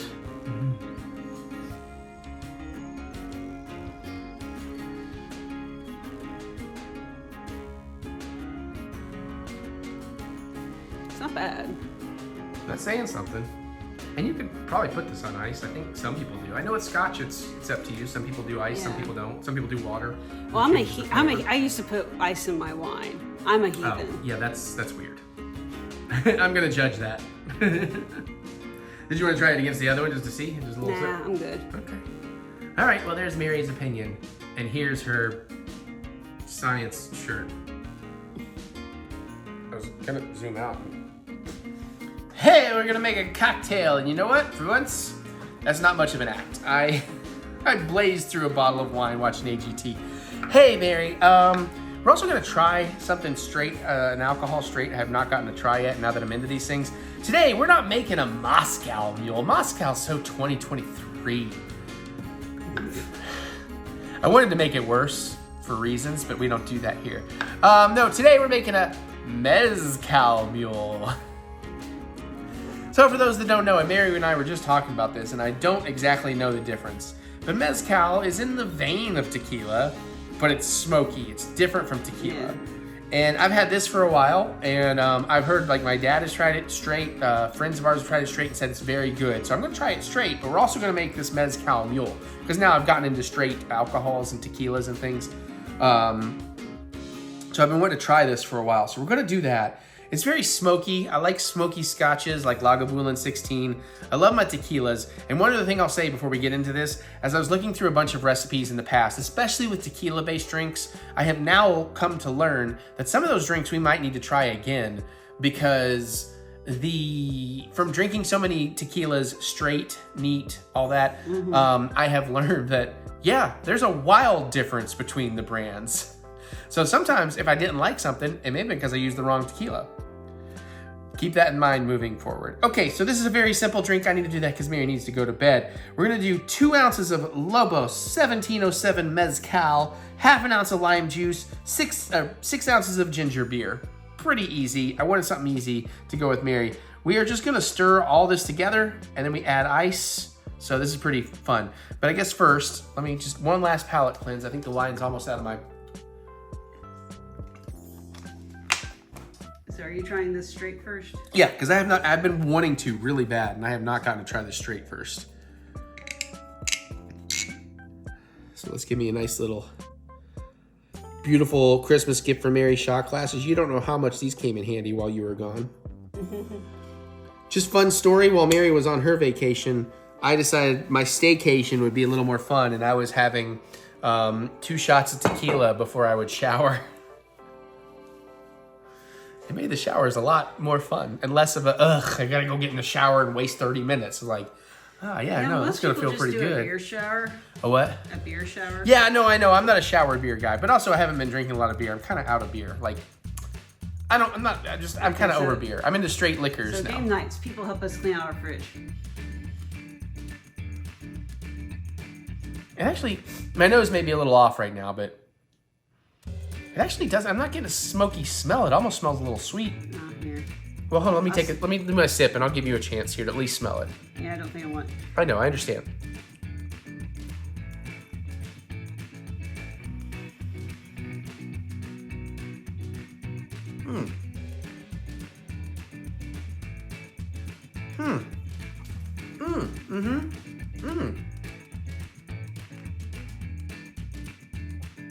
Okay, that's not what I was expecting. That's pretty good. Would I be excited to drink that? I don't know, I'd have to think about it. It was definitely not super sweet, not super fruity up front, but it was a little sweet, little fruity. It was kind of nice. The smoke didn't come towards the end. And I know a lot of people, like with a Lagavulin 16 scotch or whatever, often people are like, oh, you're like licking ashtrays. It's not like that. This is more campfire on the back end. It really is campfire is what I got from it. Maybe my Sauvignon Blanc. Not, if you want to taste it, you can taste it. If you just want to smell it, that's fine. Sniff it because You're not going to get the full thing from sniffing. I probably said this before, but I have decided that straight hot room temperature alcohol is not my thing. Yeah, that's fair. Yeah, I can smell the smokiness. My nose might be clogged on the smokiness because I did not smell it, and the But I taste came but up. I can see where you're getting like that campfire vibe. Yeah, it's more of a campfire than an ashtray. All right, so now we're gonna. You actually had a pretty good frame on yourself. I'm pretty proud. Yeah, fuck it. I gotta drink. I'm kind of glad you didn't.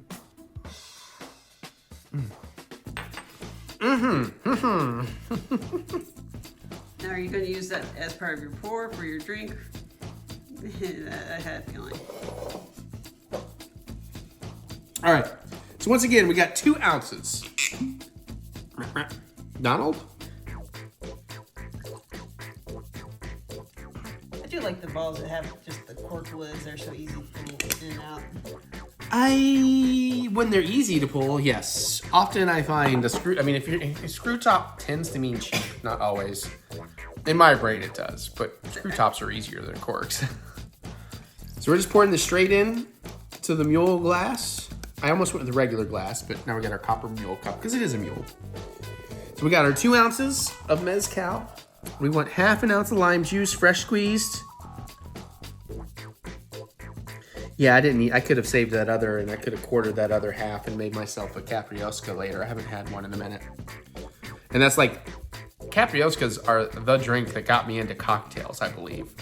It might not have been my first cocktail, so technically it's not the one that got me into cocktails, but that was the first cocktail that I ever fell in love with. Cocktails well before we went on that vacation. No, it was at a Secrets where I tried cocktails.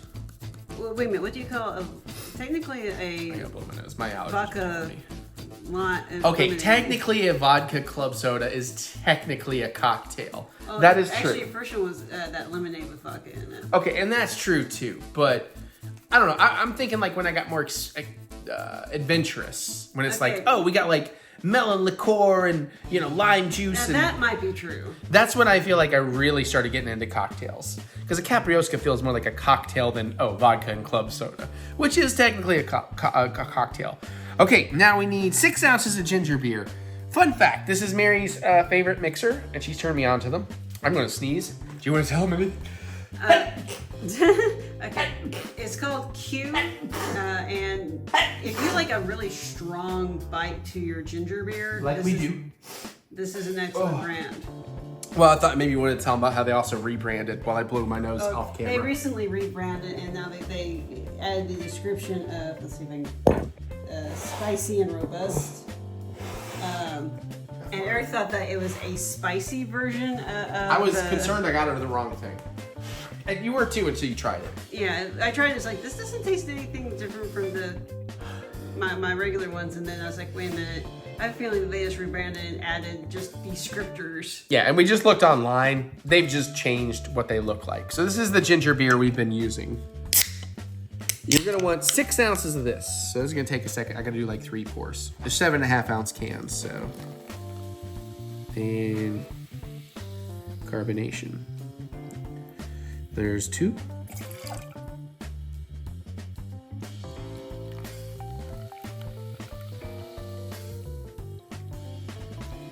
It might have been smarter to just pour 1.5 ounces and then pour the rest of the can in. We're almost there. Last pour. What the fuck am I supposed to do with 1.5 ounces of? Oh, honestly. That feels more than 1.5 ounces, but. And then we stir, or we add ice and then stir. Stir all ingredients together. Add ice. Add a slice of lime. Fuck you. Although put tahini on that lime. I saw that on another cocktail. Somebody like dashed a little bit of tahini on the lime wedge for garnish, and I was like, I like that. I kind of feel like if I were doing mules in a bar setting, is I would mix my lime juice and my alcohol together, because you can use bourbons and, and vodkas or whatever. But then put my ice in there and then top it with ginger beer.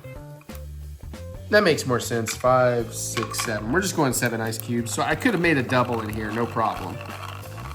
Don't stir out all your combinations. I wasn't. That was where I was stopping. I learned it by watching you. Yeah, you didn't learn that from watching me. Not stirring out carbonation. Oh, okay. That not stirring. Yes. Thing is, you're being very vigorous with it. I gave it like 3 pigs. How much mixing do you think these need? I don't know. I'm an amateur. I'm not Greg from How to Drink. And if you saw my Drinking Around the World Epcot vlog, I don't know. I didn't really express this, but if you watch the channel How to Drink, I met Greg. I met him out there. I bumped into him as a regular fucking person. I didn't realize till halfway in our conversation that I recognized him. And then when I went back to edit that footage, I thought, because I showed up in his vlog, super brief, you have to know where to look. But I was like, is he in my footage? Because I didn't actually film with him. I got a picture. And then I went and I was editing it. I'm like, not only is in my footage, but I had no fucking idea that he is over my shoulder filming his whole fucking Norway segment. Like, you see him finding his shot and like doing the whole thing. I honest to God had no fucking clue he was there until I edited it. So I was like, well, that's fucking awesome. And I was doing my first drinking around the world. I think it might have been, I don't know if it was his first, but I feel like it might have been his first drinking around the world too. So I was like, well, how fucking special. I wish I had known we could have talked about that more. Okay. Yeah, that smoky mezcal, it's taking over the wine. I don't taste the wine anymore. So let's see what we get here.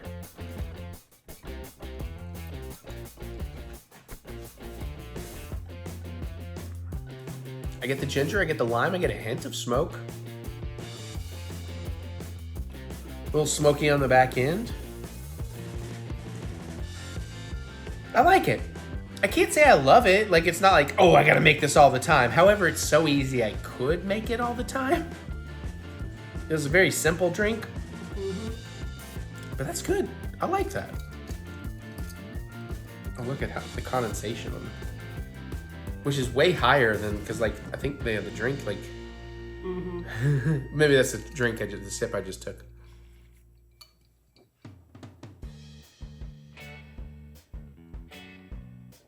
I think I need to stir it a whole lot more. Yeah, I'm getting a middle finger. They can see it in the reflection. Oh! Boil and bubble, toil and trouble. But when you find out which person it is in your... On AGT, that's Mutant Fam. I'll go back and look that up. Are you... Yeah. That's all I had to say because you were doing the... No, fair. I was getting into the... I want to try it? Yeah, you don't have to. Again, I'll try it because now you haven't mixed the shit. Fair. You got it? I got it. You got it good? Mm-hmm.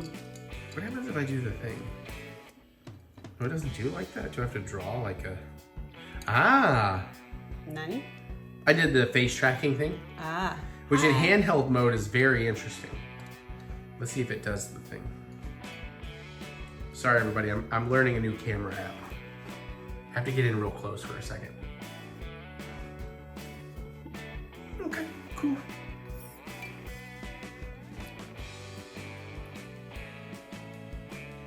I mean, are you getting much more than the ginger and the lime? No, I'm definitely tasting the smokiness. I'm sitting here going like, I could drink this, but I think I would definitely prefer like a bourbon mule or... And me a vodka mule and... Yeah, like, and again, I'm getting a hint of the smokiness, but it's not really... Is it really anything different enough to be like... It's definitely different, because I generally love a mule and I do not love this. Well, I'll agree. The smokiness is... Here, let me turn this back around. I have a better, more expressive... I'm a yours, old bitch. No, yours was pretty expressive. It's kind of why I'm laughing. Yeah, the smokiness is lingering. You get a lingering smoky note, which I like a smoky drink. Who fucking knew? Because even my dad thought it would be funny when I went to try all the scotch, and I'm like, oh shit, I like this. I like everything you like, which is a problem because you like expensive shit. All right, well, there's your cocktail. Hopefully this vlog came out on Wednesday. I just got to put this in, finish the music bed, export, upload, time code. Am I gonna get a party at all tonight? Am I just hang? Fuck, I gotta work. Whatever. I love y'all. We're gonna go. Mary's eating her ice cream. If you're hearing the clank clank. Bye. And there you have it. That is I'm playing with this. Just bear with me while we work all this out.